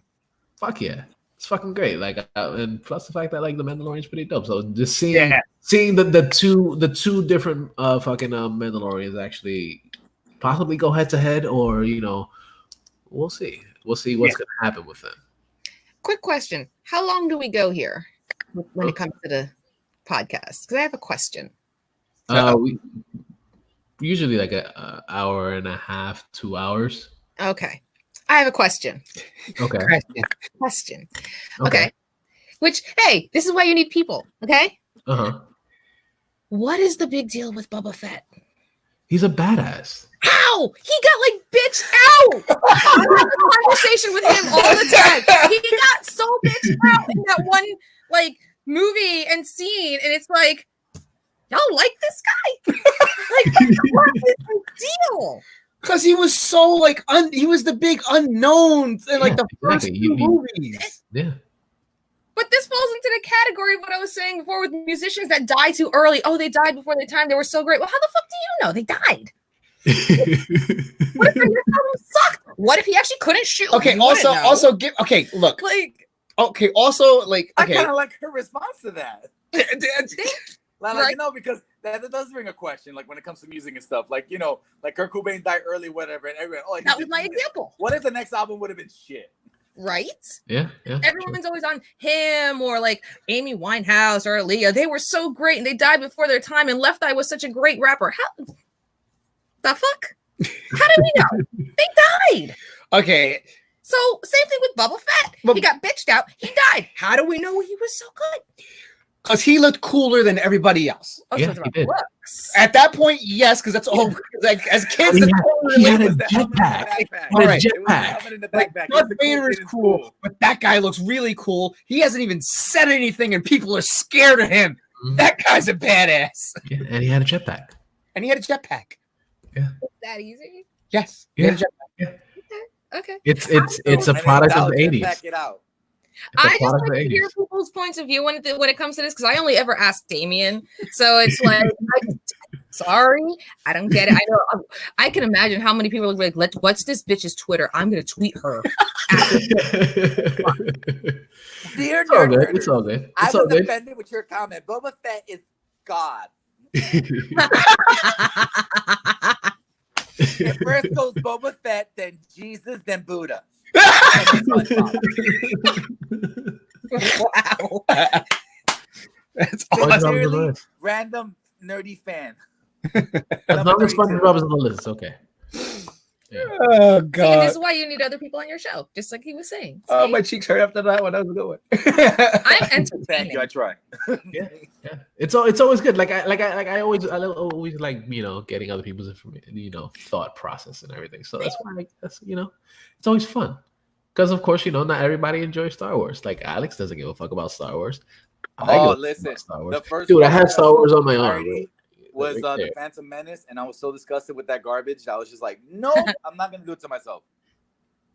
Now the thing is this: I give her respect to people that like that stuff, right? But maybe someday I may watch the original 3, the stuff from my childhood, right? Not I'm not gonna do the prequels because the prequels can eat a dick. And then the stuff that I heard about, like 7, 8, and 9, I'm just like. I'm half and half on it. Like, I don't know, man.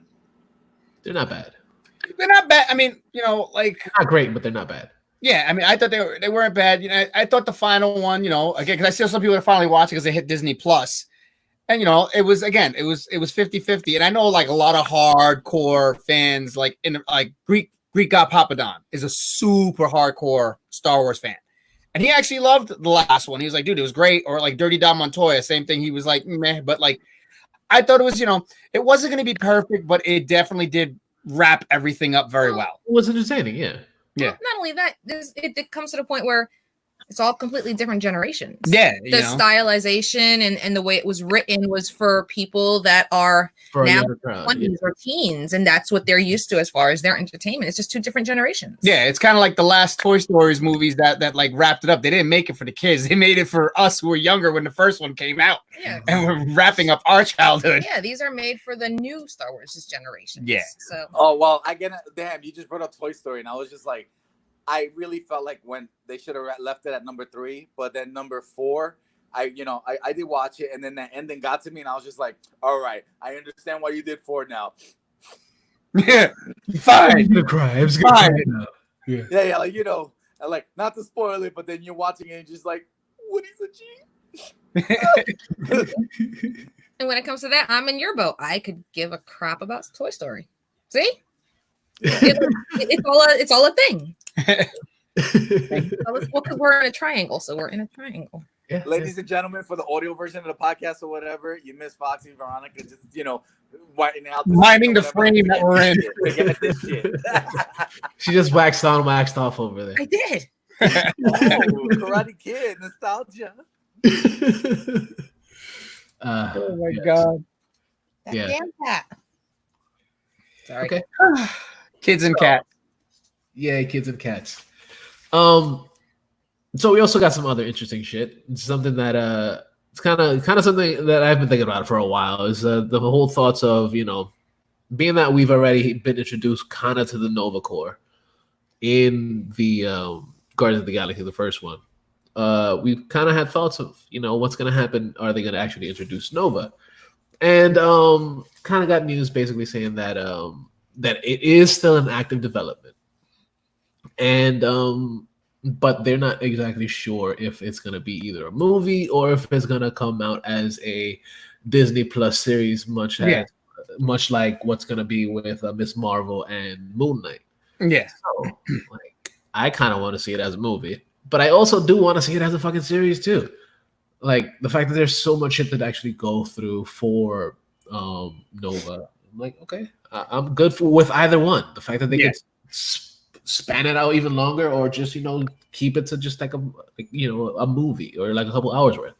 I'm excited to see both. I want to. See it. I mean, and then the whole thing with Nova too. Like it seems like they've already pretty much said the next phase is going to be very space oriented. Everything is going to be very, very space, which she's not into. But like, but the way they've like kind of mentioned Nova on and off here and there, it seems like Nova's going to kind of be like a center integral component of this whole thing. So I think they're trying to figure out, okay, where are they going to fit him in exactly? So which means what medium are we going to put it in? Are we going to put it in television? Are we going to put it in movie to make him fit into this?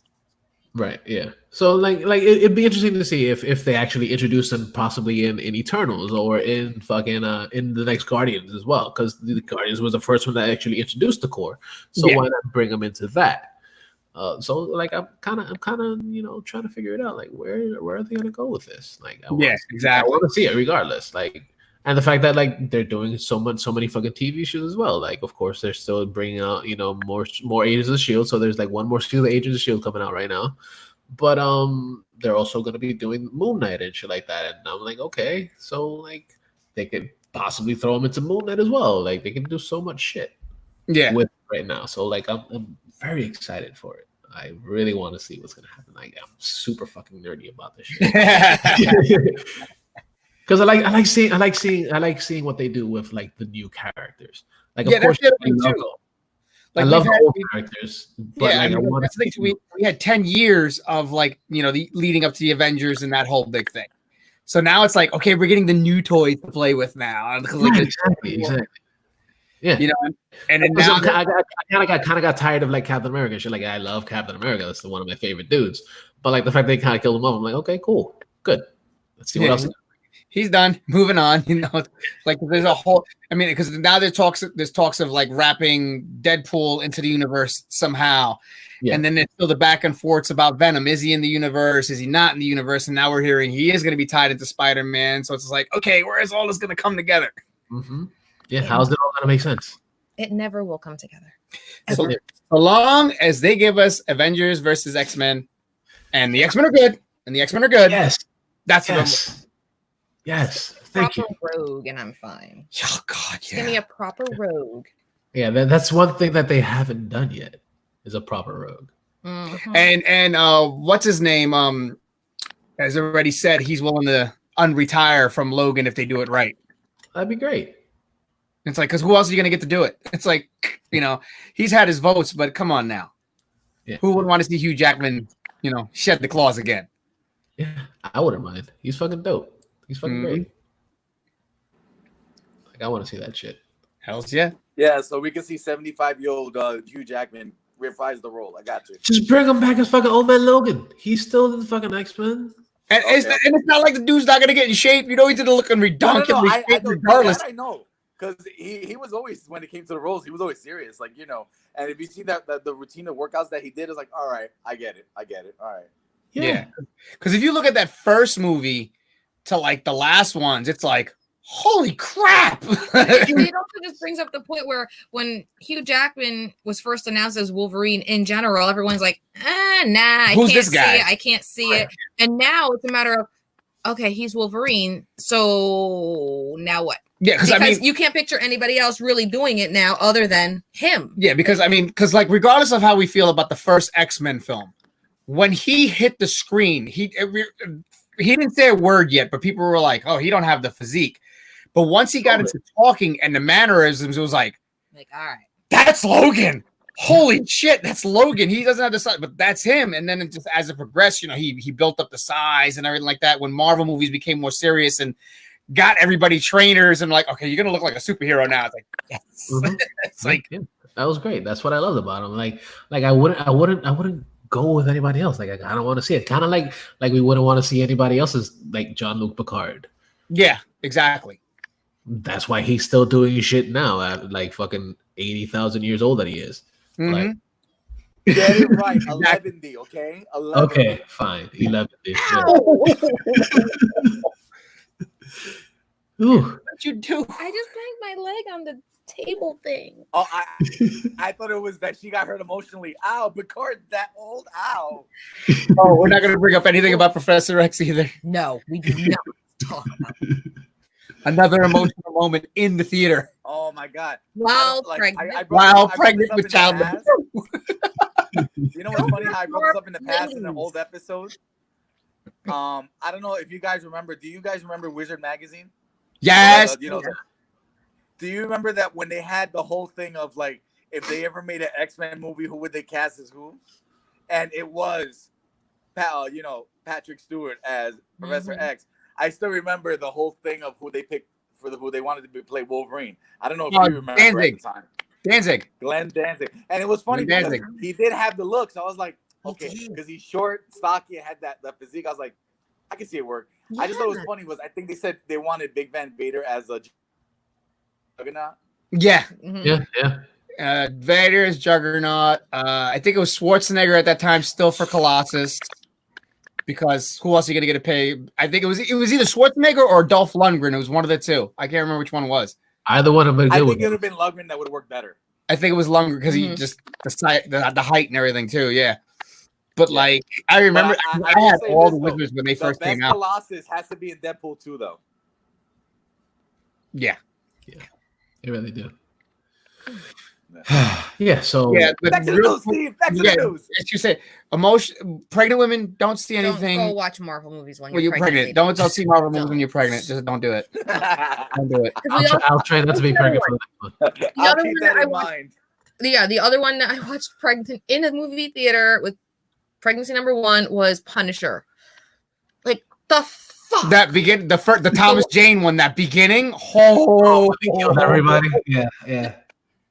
Ladies listening, if you get pregnant during the coronavirus or if you're already pregnant, just stay away from Marvel. Yeah. So that kid is out. Do it in privacy of your own home. Yeah. Don't become an emotional wreck in the theater. Yeah. Oh yeah, because that scene with Xavier while she's pregnant, she was done for the rest of the movie. Because like if you remember, that Xavier point was only about 3/4 through the movie. Yeah. So there was no whole quarter left, and she was just the rest of the movie. She was just done. And then to cap it off, when Logan, no, I did it for you. I did Oh it. my God. Yeah. Oh, she was done. Yeah. Oh, yeah. that one, and then of course the one before when she first when he's holding Cyclops, she's gone. Yep, Yeah. lost her in that one. Lost her in the third one. All because she's like, I can't see strong men cry like that. And then she was done. Yeah.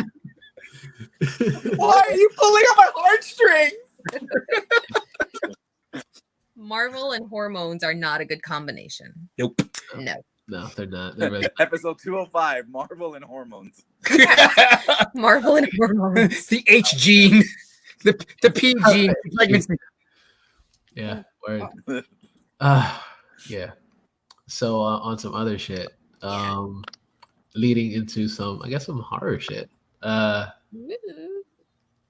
Neve Campbell, who we've known forever, is in talks with if there's a huge possibility that she may be returning as Sidney Prescott in Scream 5.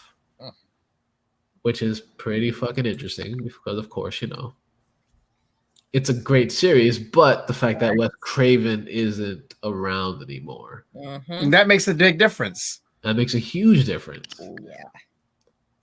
But what she said in the interview was that the directors have come to me and have great appreciation for Wes's work, and they really want to honor what was meant, by him.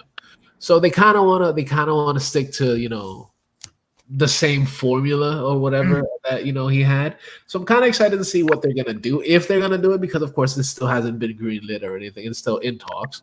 So I kind of want to see it. I kind of want to see what she's gonna bring to it, if they're gonna bring anything to it, because of course it's a series that's been around forever, and the fact that they actually spun it off into a fucking TV show that's been around for a few years, it's kind of interesting. Yeah. I mean, but it's one of those. It's funny because sometimes we bring up things that I forgot which one it was we said recently, but it was definitely one of those things we covered on Nerd Herders years ago. That was again talks years ago that it just keeps recycling back around.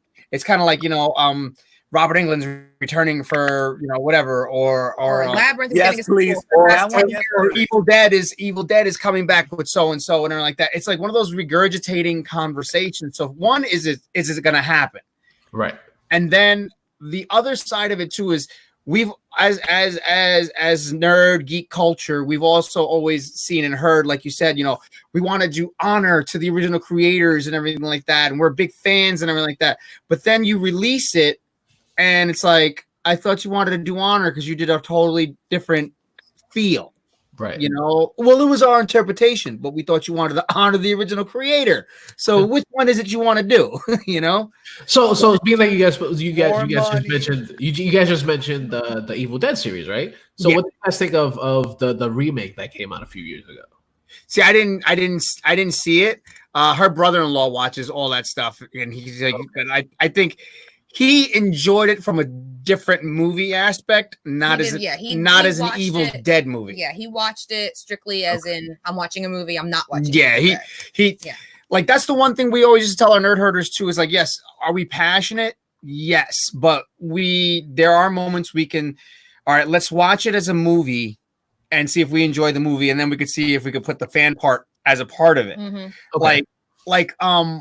The very first Wolverine movie, Wolverine Origins.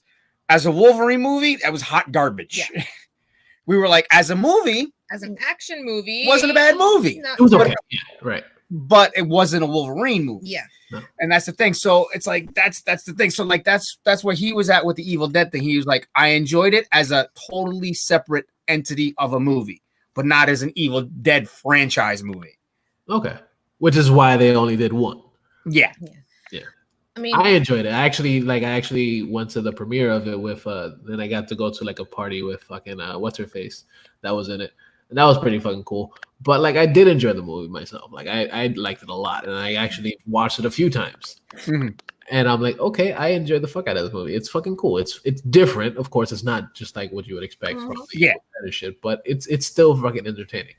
I mean, as far as those Scream is concerned, because I was a huge fan of the Scream series, I love horror. I mean, without Wes, it's going to be utterly different regardless. But it seems as though after Scream 3, it lost the formula of what Scream was, which was horror, but still poking fun at the horror genre and the horror fans. Yeah. And let's be real. Everyone that has watched Scream and was a fan of it wants it to end a particular way because it's only proper in the horror genre in which Sydney ends up being the killer because she's gone crazy. Yeah. We've been saying that since Scream 2, that she has to be the killer. She has to be the killer. So if they are going to go with this and they plan on not doing anything else, they have to follow that formula and that same camp in order to keep it going. Yeah, because eventually that stuff's gonna like mess your brain up. There's no way you're coming out of that okay. Yeah. No, I feel you. It's absolutely true. That's kind of what what I've been expecting, especially since they've continued to fucking do shit with it. Yeah, exactly. And again, they can honor him and all of that, but at the end of the day, Wes was horror. Wes was the master of horror. So you can make it any which way you want, but you got to follow a formula that Wes knew like the back of his damn hand. Yeah, exactly. Yep.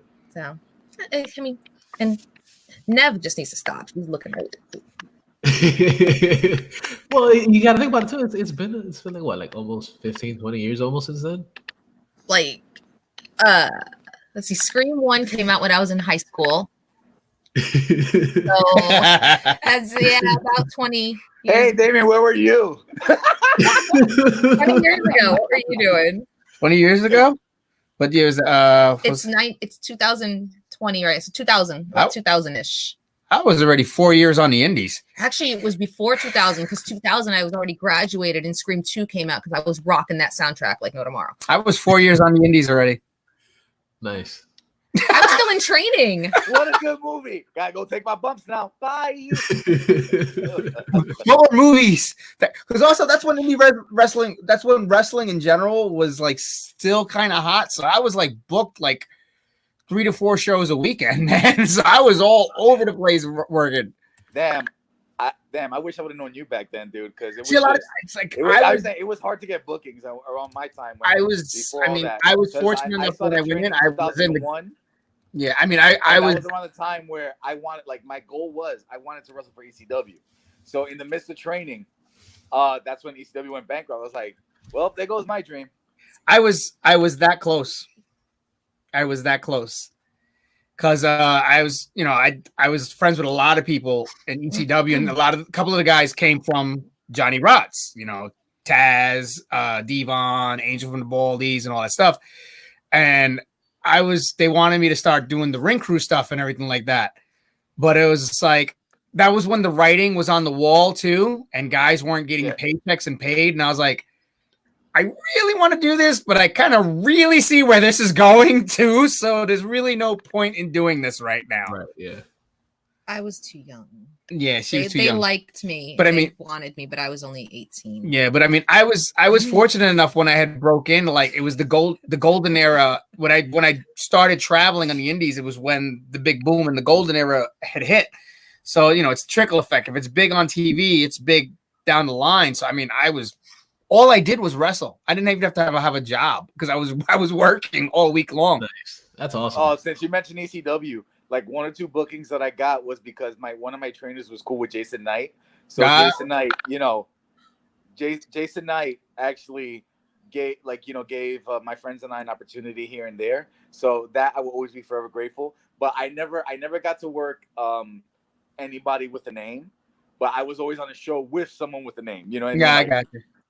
But and the other thing that kind of sucks is I never got the tapes or whatever. So the only 2 matches I have are like random stuff here and there, and the rest is somewhere on VHS. I gotta like hunt around for. Oh, dude, see, I'm about to hit you hard with the man cave stuff because like the other day, like I hang out in the mix. I hook up the box TV, yes, box TV, and I put the DVD player, and I have a compilation DVDs that my brother-in-law made from VHS tapes that I had, so because I didn't want them deteriorating.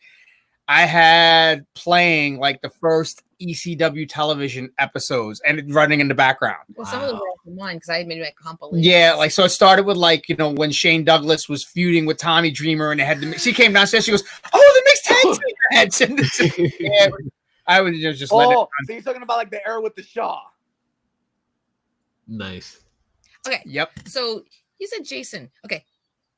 Does that mean you worked his shows in Connecticut at all, or just New York? I did like one show, and it was funny. That show, Candino was there, and I got to meet Chris Candino, and he was awesome. Okay. Because I did some of his shows up in Connecticut, so I'm not like, wait a minute. Yeah, see, again, aging myself. I mean, I met and then wound up like working a bunch of them. It was like crazy. Dude, like I said, I got to work like 1 or 2 shows thanks to you know, like my trainers and other people being cool with him. But it was more my friend that got to work more stuff. My boy King Jeter, Lucifer Darkside. Mm-hmm. That's so, my yeah, boy. so, you know, he got more opportunities. But Well, then on the other hand, because of the style that I did, I always got hurt. So I always got when you got a big dude over 400 pounds that does a moonsault, and they see that, like, yeah, that guy's getting bugged. It always comes back to wrestling. We had a real. I remember working Dark Side. We worked one match with him because I used to train with him at the doghouse all the time. But we worked one match with him. It turned out to be that was one of the schools that I went to, dude. But it was one of the most fun matches I had ever had, and everything like that. Because, like, you know, he was really since I was like the veteran, he was like very receptive to a lot of my ideas. And we had like a lot of fun fucking shit that we wanted to do. And he's like, "You think you're gonna go over?" I says, "Trust me to get over." Because there was one, you know, I was like, you know, dude, like push me down and just like I'll come at you, like Lex Luger pose at me, and I'll take the ass bump and I'll beg off. He goes, "You think it'll go over?" I was like, "Yeah, don't trust me to get." And sure enough, you know, we did it. They popped the crowd huge, but also it was the same. It was that was the week also that Chris Brown beat the shit out of Rihanna. Oh, yeah, and everything like that. We are so unpolitically correct. Yeah, we are incredibly unpolitically correct. So I gave him that idea, and I said, "All right, we're gonna do this other one. You're gonna be, you know, ping-ponging me around because I'm the heel, but also you're bigger than me. So I'm bump all over the place." I says, "At one point, I want you to have and get by the ropes. She's gonna grab your leg, but like you keep walking and like literally pull her in because she's so small." So he drags her all the way. I gave him the line, and it went over like $1 million. I says, "You turn around, you look at her, hit this line." So he pulls her in and he hits the line. He goes, "Get her out of this ring before I Chris Brown your ass." And she's literally 24 hours after that show, like after that whole news broke and everything like that, we were like, "Fuck politically correct." I guarantee you, it's gonna be funny. And sure as shit, the crowd died. That's awesome. That's awesome. I thought you'd been hilarious if you would have said something like, you know, and then afterwards or whatever, he gave me the lariat and then pulled out an umbrella, like, ooh. Too soon. We had an easy one. We had a super easy one. And he goes, "I like you, so I ain't gonna moonsault you." I says, "I thank you, appreciate it." The funny thing is, it's like him and I came up wrestling training together. We've been friends for like over 20 years, so we used to backyard wrestle together. So yeah, good dude though, man. I got a picture of him sitting with our second child on our couch. This is before he lost a lot of that weight. He's sitting on the couch next to our son. He's just a tiny little baby looking up at him. He's just there with the smile. Like the size difference is just so great. And he put all over Facebook when it first came out. He goes, "My new tag team partner." Oh, that's awesome. It's like Braun Strowman with Nicholas. Pretty much. More like Braun Strowman with Hornswoggle. Yeah. All we need now is that mini-me soundbite. That. Oh God! All right, let's get back into the news. Let's get back into the news. This is the last one. This is the last one for the evening. So did you guys enjoy Dr. Sleep? I have not watched it. Haven't watched it yet. We gotta like get caught up on that one. Well, I love Dr. Sleep. I thought it was fucking amazing. I saw it, and I was like, yes, this is See, depending on the movie, we don't mind spoilers. So by all means, talk about it because we'll eventually watch it anyway. Certain movies we're like, no spoilers, but like, I read the book. It does justice to the whole the whole Shining series. So see, I've heard it does. I heard that was the one thing I heard, like the big positive. People were like, my mom, she's a diehard fan. Yeah, her mom's like a huge Stephen King, and she was like, oh, it like fit in so well and it did justice. Absolutely did. It and the way they shot it and the way they did everything, it all made sense and it all literally fit into what we would expect to see from a Shining movie that was 30 years since the original. Mm-hmm. Yeah. And that's the crazy thing. We're getting these sequels like 30 some odd or more years later. The book X amount of years later too. Yeah. Yeah. So in the news, basically, the guy that directed that movie, Mike Flanagan, he is going to be doing another Stephen King movie, book called The Revival. And, I saw this headline earlier. Yeah, and I'm kind of excited for it because, of course, I do like Mike Flanagan's work. I did enjoy Dr. Sleep, and I'm kind of excited to see him do more Stephen King shit. Yeah, because Stephen King, he has a specific, a specific style, and the fact that he fit his style and it actually meshed in pretty well. I'm kind of excited to see what he's going to do with this. I don't know much about the story other than that it came out in 2013. Quick, wake your mother up. So it recently came out in 2013 or whatever. So the fact that he's already bringing up this different type of movie or whatever is pretty interesting. From what I read, I'll just read it or whatever. Is the revival follows a Reverend Charles Jacob, a minister in Maine, who shares a secret obsession with Jamie Morton, who draws so powerful that it has Jesus Christ, I'm a horrible reader. A profound consequence. Yeah, basically. 5 decades. It's just a long fucking crazy story or whatever that deals with the fucking like some gaudy shit and some devil shit, and I kind of want to see it. Yeah. See, the interesting thing is, like, I think Stephen King had a couple of short years ago even said in an interview, like, how like a lot of his older movies he wasn't like happy with because people just really couldn't get his style. Mm-hmm. So now apparently, this guy comes along and he's got it. But it's like, it's almost like, to me, it's almost like it definitely puts the pressure on now. Though it's like, okay, you're probably the most successful guy to do a Stephen King movie right now. Can you keep that momentum going? Right. No pressure. No pressure at all. Yeah. Well, the thing with the King movies then and now versus the novels is the older stuff, like was said, it never really encapsulated the stories. Because my favorite King book was Carrie. I love the first Carrie movie, but of course you're like, wait, it's still off. There's something not right about it. Mm-hmm. The remake of it with Chloe Grace Moretz. Yeah, Chloe Grace Moretz. Perfect. They modernized it because you had to with this new day and age, but everything fit so perfectly and everything else was so perfect as far as it coinciding with the book. Same with Pet Sematary. I loved the original Pet Sematary. That book scared the crap out of me. They changed the new one up a little bit, but the new one followed much more of the book because there's just, with CGI now and with budgets, it's like everything can just be redone and so much better. So now everyone's rediscovering, King was great. So let's start redoing all of his stuff. And now is the time to strike with that. Yeah, absolutely. If they decide to redo like The Stand, holy shit. Which I think they were going to do. Well, we're living it. Right now. But like, if this guy does just as good with the revival, my mom has that book. I just looked up to see what the cover was. With this one, I could see them doing so much more with King and his work because he's still pushing shit out like there's no tomorrow. One new one just came out last week. Looking at you, George R. R. Martin. Looking at you, George R. R. Martin. Mm-hmm. Yeah, like he's just constantly putting on shit because of course he has nothing else to do in fucking Maine. So yeah, why the fuck not, right? Exactly. Yeah, so I'm kind of excited to see what's gonna happen with this. Hopefully, it actually technically. I'm just thinking about. Sorry, I you get me into books. I'm like, woo! It almost seems like right now, like directors and writers are in direct competition to get all of King's stuff out because his son Joe Hill is killing it. Mm-hmm. Like as far as the Nosferatu series, they did Horns already, and now he's involved in Lock and Key. Lock and Key was great. Yeah, he wrote the whole graphic novel and it was amazing. And now he's locked in with that. So it seems like everyone's trying to get his dad shit out there as indirect yet direct competition with it. Yeah. Which is kind of true. That dude or whatever, Hill, he's also the one that does that line on DC, right? I think so. Maybe. The Hill House? I think I don't know. I'll check. My phone's right here. Look.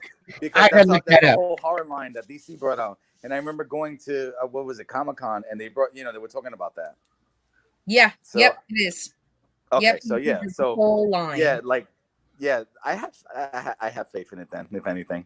Mm-hmm. Yeah. So I'm kind of excited to see what's gonna happen with this. Joe Hill, of course, he's great too because he's pretty dope. Like We met him a couple years ago at Comic-Con. So Jealous. yeah. So I'm excited. I'm excited for a revival. And then the last thing I'm excited for is something that, of course, we've been playing for a while. Of course, Mortal Kombat, and we just recently got a trailer for an expansion, which is Mortal Kombat 11 Aftermath. Mm-hmm. But there's a kind of a catch to it that she found out. Yeah. There's a little bit of a catch to it. What's the catch? Okay, so when you watch the trailer, how at the bottom of the trailer it says free update when you have a game, right? Well, a friend of mine in Singapore who's a diehard Mortal Kombat fan just like me, he found out that the gameplay expansion is free. If you already downloaded Combat Pack 1 with all the characters, then it's only $40 to keep the 3 new characters as well as the skins. But if you don't have Combat Pack 1, to get the new pack and the skins, you got to pay $60 for the new characters. Yeah, so you're paying. Yeah, that was a whole new game. When it came to the whole thing of any DLC or whatever. Yeah, because I got her I got her the Uber Duber super big one, so she should get everything. I have the season pass, I have everything. So I'll get the gameplay and I'll get the new chapter, which looks amazing, and it's great that this is the first time ever they've done an expansion with a story. With the exception of them WCWing the end of the trailer. With RoboCop. But if you want to keep the characters to play, you got to pay for combat it. mode or online mode with those characters. You got to pay to keep which is bullshit, because I already paid for get everything. Paid for everything, yeah. So now I got to pay extra to get this other shit. It was kind of like when I got the first, I got Ghost Recon, and I got the season pass, and I got everything. And then all of a sudden, it says, "Oh, that was season 1." I'm like, "Whoa!" Mm-hmm. When I bought this, it said nothing about season. Yeah, What is the season shit? I'm supposed to get everything. Now I got to pay a season? This is bullshit. Microtransactions, man. That Star Wars game started it all. That's just give me all the money. Give me all the fucking money. Mm-hmm. That's why that Star Wars Battlefront 2 failed so hard. It really did. Well, we cut you off. You continue telling the listeners. No, it's fine. I was kind of excited that they actually in the trailer we got to see Shiva come back. Yes, we got to see Shiva and Fujin. And another pretty dope ass character is, to me, I fucking love RoboCop. Really? The fact that he's gonna be in this is fucking cool. See, I mean, like I said, when I first saw it, I literally right away, again, I hearkened the joke. I was like, wow, they went WCW on this. What the fuck? Yeah. I was like, of all the characters you could have picked, we went with RoboCop, and there was a lot of people from that generation caught that WCW joke. They're like, oh, really? But I mean, I'll buy that for $1. I mean, I know, right? But again, we got to see how the story unfolds. The way the story unfolds, it might fit in. Mm-hmm. It might fit in great, because there is acts of time travel, so I can see how they do this and how they. Well, they have Terminator already, so now you're gonna have 2 cybernetic. Well, technically 3, because you have Jax, which is Yeah. But the thing that I wanted to see was this, because if you played MK11, right, that they did introduce Cyrax and Sector, right? Yeah. But they're only part of the main storyline. I really hope that if they're going to do this, then eventually you get them as playable characters as well. Yeah, that was our oldest son, he's a big Mortal Kombat fan along with her, Aaron, like that. I'm from an older generation, so I was very much, Street Fighter 2! So we were on that fence for a while, but I really enjoyed the story and everything like that. But I was kind of with them. I was like, yeah, it kind of sucks. They left out certain characters, made it kind of fun. It's like, can we have those back? Yeah, it would be cool if they actually start, just let everybody have the fucking characters. Why do they need to fucking just take everything out? But I know. I'm most excited to see, as far as the gameplay, Human Sindel. Yeah, all her jaw. She saw Human Sindel and she was like, Sindel has been my girl since MK3, and to finally see that they're going to incorporate her in her human form when she was Queen Sindel, I'm super stoked for that. Well, especially being, I know you were really she was really pissed. Oh, yeah. She was really pissed when they introduced her in this one, and they pretty much essentially changed her story. They completely changed. She was pissed when they changed her story. Yeah, they completely changed. Oh, they brought her as a revenant? No, what they did, like, here's our nerd side coming out. What they had done was they changed her entire backstory. Because originally, you know, when she was human, she hooked up with Shao Kahn and everything to save her country and to save her daughters, blah, blah, blah. And then she ended up becoming who she was because she killed herself. But for MK11, they totally just revamped her entire backstory, where it turns out she killed her husband because she wanted to be queen dominant, and then hooked up with Shao Kahn for power, you know, betraying her realm and country and going against her daughter and everything. And it was like, what? Why? Yeah, but also remember, what was it between Mortal Kombat? What was it? Mortal Kombat 9. Where they kind of do like a reset anyway, like, you know, they kind of made it like, but then they hit the reset button again. The original ones kind of didn't really happen as they did. I know. Well, there's like I forgot which YouTuber we follow, but there's even a guy. He's like, why the Mortal Kombat timeline is so hard to follow, and it breaks it all down, and it's like trying to intersect it. It's like it's almost impossible. It's like no. It's absolutely impossible. No, but that's why just like the Terminator movies. In 9. No, but like I said, that's how they try to do that reset in 9. Then from 9 on, they kind of followed a little bit the story. You know, from 9 on, that's when it's like, okay, this is the reset version of it. Yeah, and the thing that made it a little bit more confusing is that was right after 9, I believe. Somewhere between 9 and 10, they released graphic novels to fill in the gaps of those games, to the point where now we're playing 11 and we're like, say what? What was that? I don't remember. Come on, I just figured all this out. I didn't know what's going on anymore. Yeah. You're there with a dry erase board. Damn it! No. It's like start over.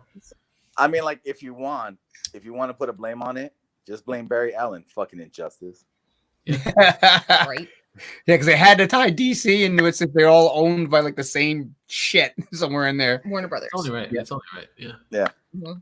Yeah. But yeah, I guess that pretty much wraps it up for this week. So yeah. Oh, also they also bring back friendships in the game. Yeah, the friendship. Yeah, that was cool. The friendship, because we actually kind of popped huge for that. We're like, oh my god, the friendship was like so cool. And we still, there's like a video out that has like a couple of them already. It had Kano, Sub-Zero. I mean, Kano, Scorpion. No, and Sub-Zero. Kano, Sub-Zero. Yes, Scorpion. Scorpion was a teddy bear. Oh yeah. Scorpion was a teddy bear. And the bots. Yeah, because people get all this stuff earlier than all of us if you just have a YouTube channel. Yeah, I know. Like we were like, we just need to get a YouTube channel so we can get the shit early. Because the day the trailer came out, because we generally don't watch television much. Like it has to be a show we're really into. Like Game of Thrones is like the last thing. Like what we do in the showers. Other than that, it's always YouTube. It's always YouTube. We were still watching Vines from like 3 years ago at this point that we've seen 1,000 times.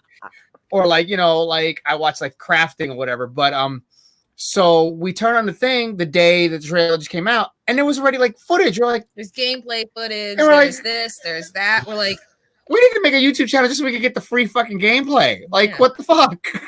Yeah, it'd be nice. It'd be nice to live that life. Yeah, because you get all the freebies and everything like that. It's like, what the hell? I need to be hooked up just because I have a channel. Yeah, but remember, they did kind of tease a friendship with the Joker fatality, so you kind of sort of in the wind a little bit. So yeah, but it looks cool. I like it. I'm definitely enjoying the friendship thing. That's going to be definitely a nice little fun twist on it. Yeah, so I'm excited to see. I really want to see all that shit. Yeah. So it pretty much wraps it up for this week. So make sure you go to InnerCityGeeks.net where we have a whole bunch of shit sometimes, of course. We have this show. We have It's Popping that's going to be coming back with What We Do in the Shadows, which we just spoke about. Comics with the Water, Manga Time, Anime World. So much fucking shit. There's so much shit on fucking InnerCityGeeks.net. So you can go check all that shit out. You can listen to the show on Spotify and on Stitcher and SoundCloud, on Google Podcast, and what else?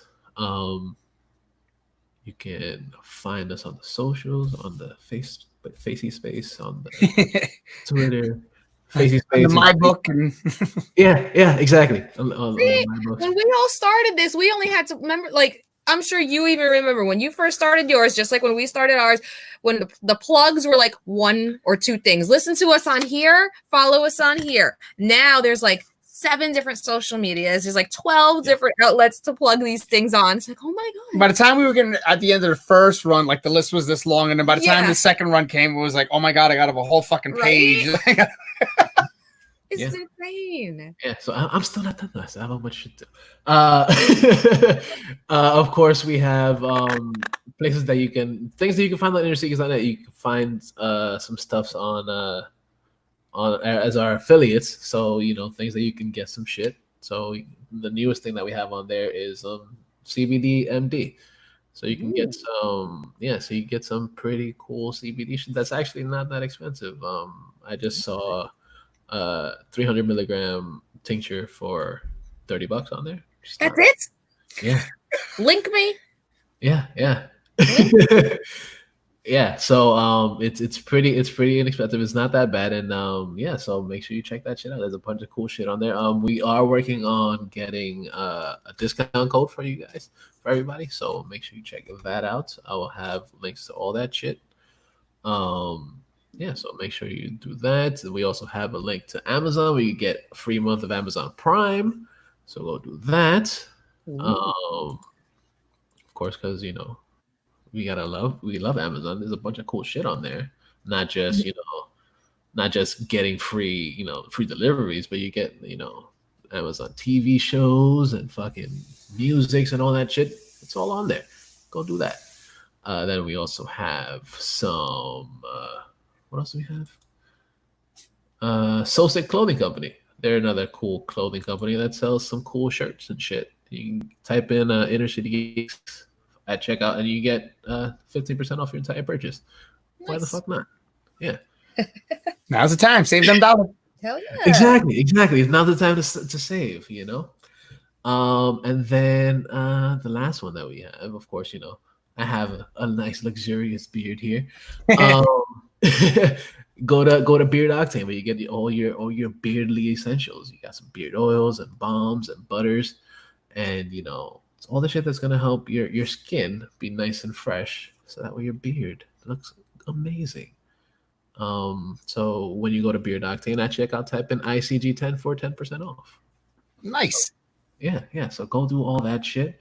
Of course, you can find us on the Facey Space at faceyspace.com/InnerCityGeeks, on the Twitter at InnerCityGeeks. Where can we find you guys? Instagram, dvargas802. YouTube is just all my old wrestling stuff and Dub Smash compilations, which I've just started doing again for people. People have been enjoying that I started doing Dub Smash again, so it's been interesting. It's pretty much just dvargas802 on Instagram, YouTube, and Facebook. Fuck yeah. You can find me on Instagram at Viva Foxy. That's FOXY, where you'll see tons of pictures of books and weird things that I have around the house and my cats and cooking. And on my Instagram stories, you'll see a bunch of my awesome vegan adventure recipes, as well as my gardening and all of the other things that I do, like witchcraft. You might like that too, and tarot reading. Nice. So come on down and see what I'm doing. I'm on Twitter too, but I only share things to win money, so don't follow me on Twitter. And if you're seeing it on Instagram, it's the same thing on Twitter. Yeah. That's fair. Alex, where can we find you, sir? You can find me on Twitter at denied DINYED and on Instagram at denied DIN.Y.ED. Yes. And you can find me on the Instagram and the Twitter at Mr. Jackal, MISTERJACKAL. It's pretty simple. And before we go, I'd like to say thank you guys, because you guys are awesome. Thank you for having us. It's been forever since we've had a conversation with you guys. And it was fun. This was definitely a much needed, shake off of things for us. This was definitely been good. Forever since I've had a conversation. That's awesome. That's awesome. Like I'm glad you guys agreed to join, and thank you, Alex, for actually bringing the idea to me because. Dude, because I remember the last time when we had them on, it was such an awesome recording that was just like, you know what? And it was also totally different. We're not doing anything anyway. It's not it's more in the lines of like, damn it, like quarantine. We and besides, it gives us more content anyway with other people of similar styles, if you will. So yeah. That was definitely a blast. And besides, a great time. And I'm saying, and besides, it's the whole thing of, like I said, from the last time, it was such a wonderful conversation. And I kept up with them, online, via the Facey Space and the tweets and the instas, But yeah, so it was just like these are wonderful individuals. I was like, we need to have them back. So yeah. Definitely appreciate it. Because even like the change in everything as far as like the way we did the last time, we did it over the phone. Mm-hmm. Yeah. So the fact that like I was in a conference room at my old job on the phone call with you guys, with Alex in the room, it was totally different. It was totally different than now we can all literally see each other at the moment. So yeah, exactly. It makes it a lot more fun. Yeah, it makes it a lot. You can see more of the receding hairline. Yes. Mine's receded all the way to the bottom of my neck. Nice. It's a good place to be, Yeah. Like, only one year. Fuck. Oh, you got hair. It's got hair. Yeah. Just gotta pull back. That's all. That's true. Okay. Yeah. So thank everybody that's been listening. Make sure you guys check us out on all these places. But before we go, I like to bring some musics, of course. Yeah, some more musics. Of course, I played some shit earlier, but the final song that I have for this show is from a band that I thoroughly enjoy because they're a metalcore band, and they're pretty awesome. They got the heavy, and then they bring the melodic, and then they bring a little bit of everything. It's pretty cool. And the band that I'm talking about is Veil of Maya, and they came out with a new song this week called The Outsider. So say your goodbyes, everybody. Bye, everybody. Stay safe, stay healthy. Yes. Until next time, folks. Yes. And like I always say, don't be a dick, but always remember that the geeks shall inherit the earth. Mm-hmm. Yeah.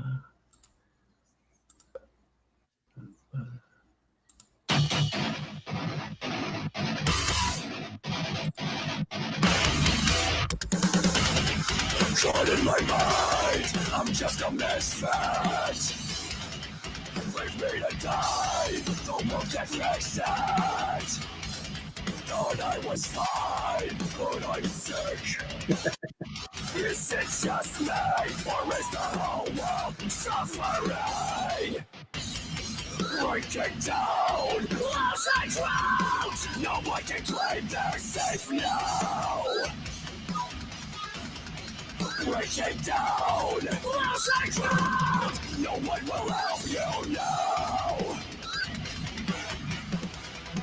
Choose sides, yours or mine. You must decide. Choose sides, this or mine. You must decide. No fear, liberate the earth from all the ones here who pulled the rug from under us, and nothing left but dirt and tears. No fear, nothing left but dirt and tears.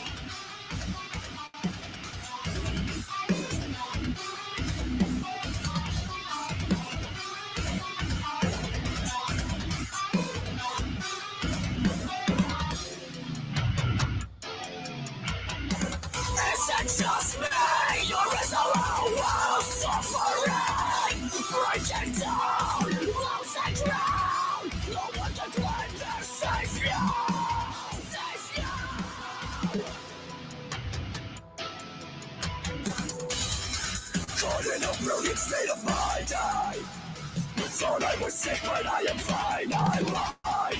Thought I was dead inside, but I survived. Walked towards every street and watched the whole earth fly. There's all mine. You must decide. Suicide.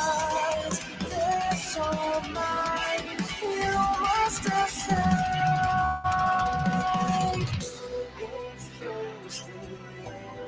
Stricken with the curse, there will be nothing left but turning tan.